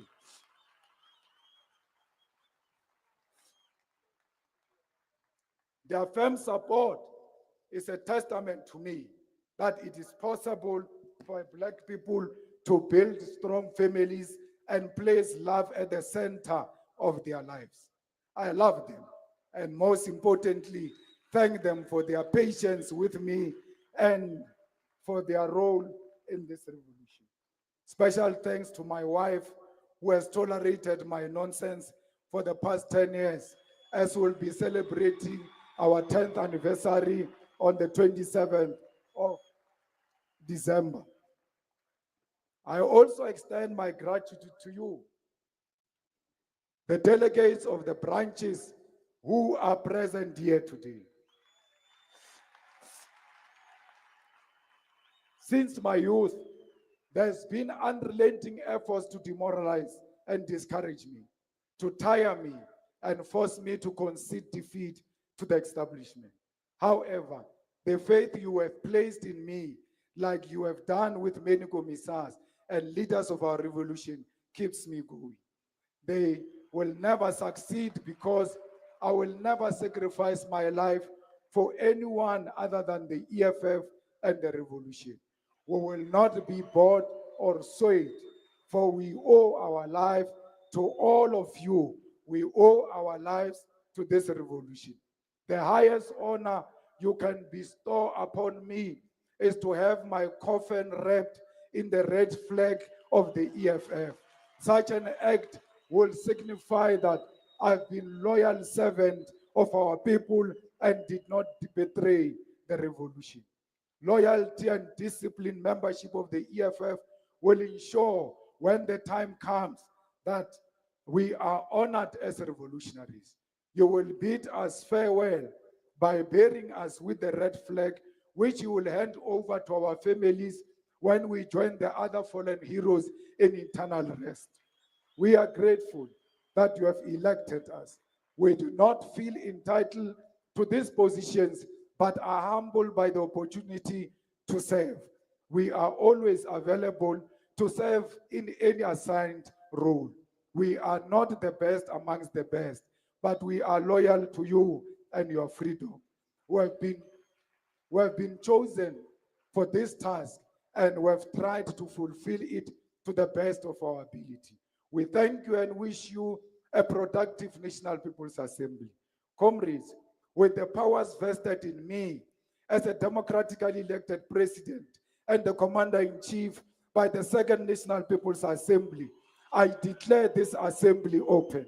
I end on this note with a quote from Martin Luther King Jr. I quote, "In the end, we will remember not the words of our enemies, but the silence of our friends." Thank you.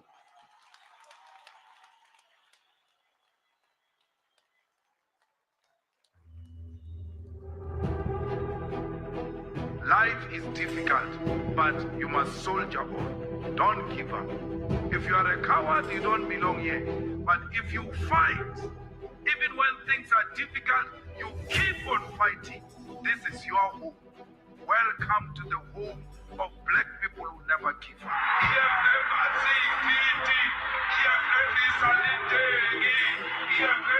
Let us go, fighters, forward towards the liberation of the masses of our people. Let us not get tired. Let us not retreat. Victory is certain. I will never get tired. No one can make me tired. I march forward to the victory of our people.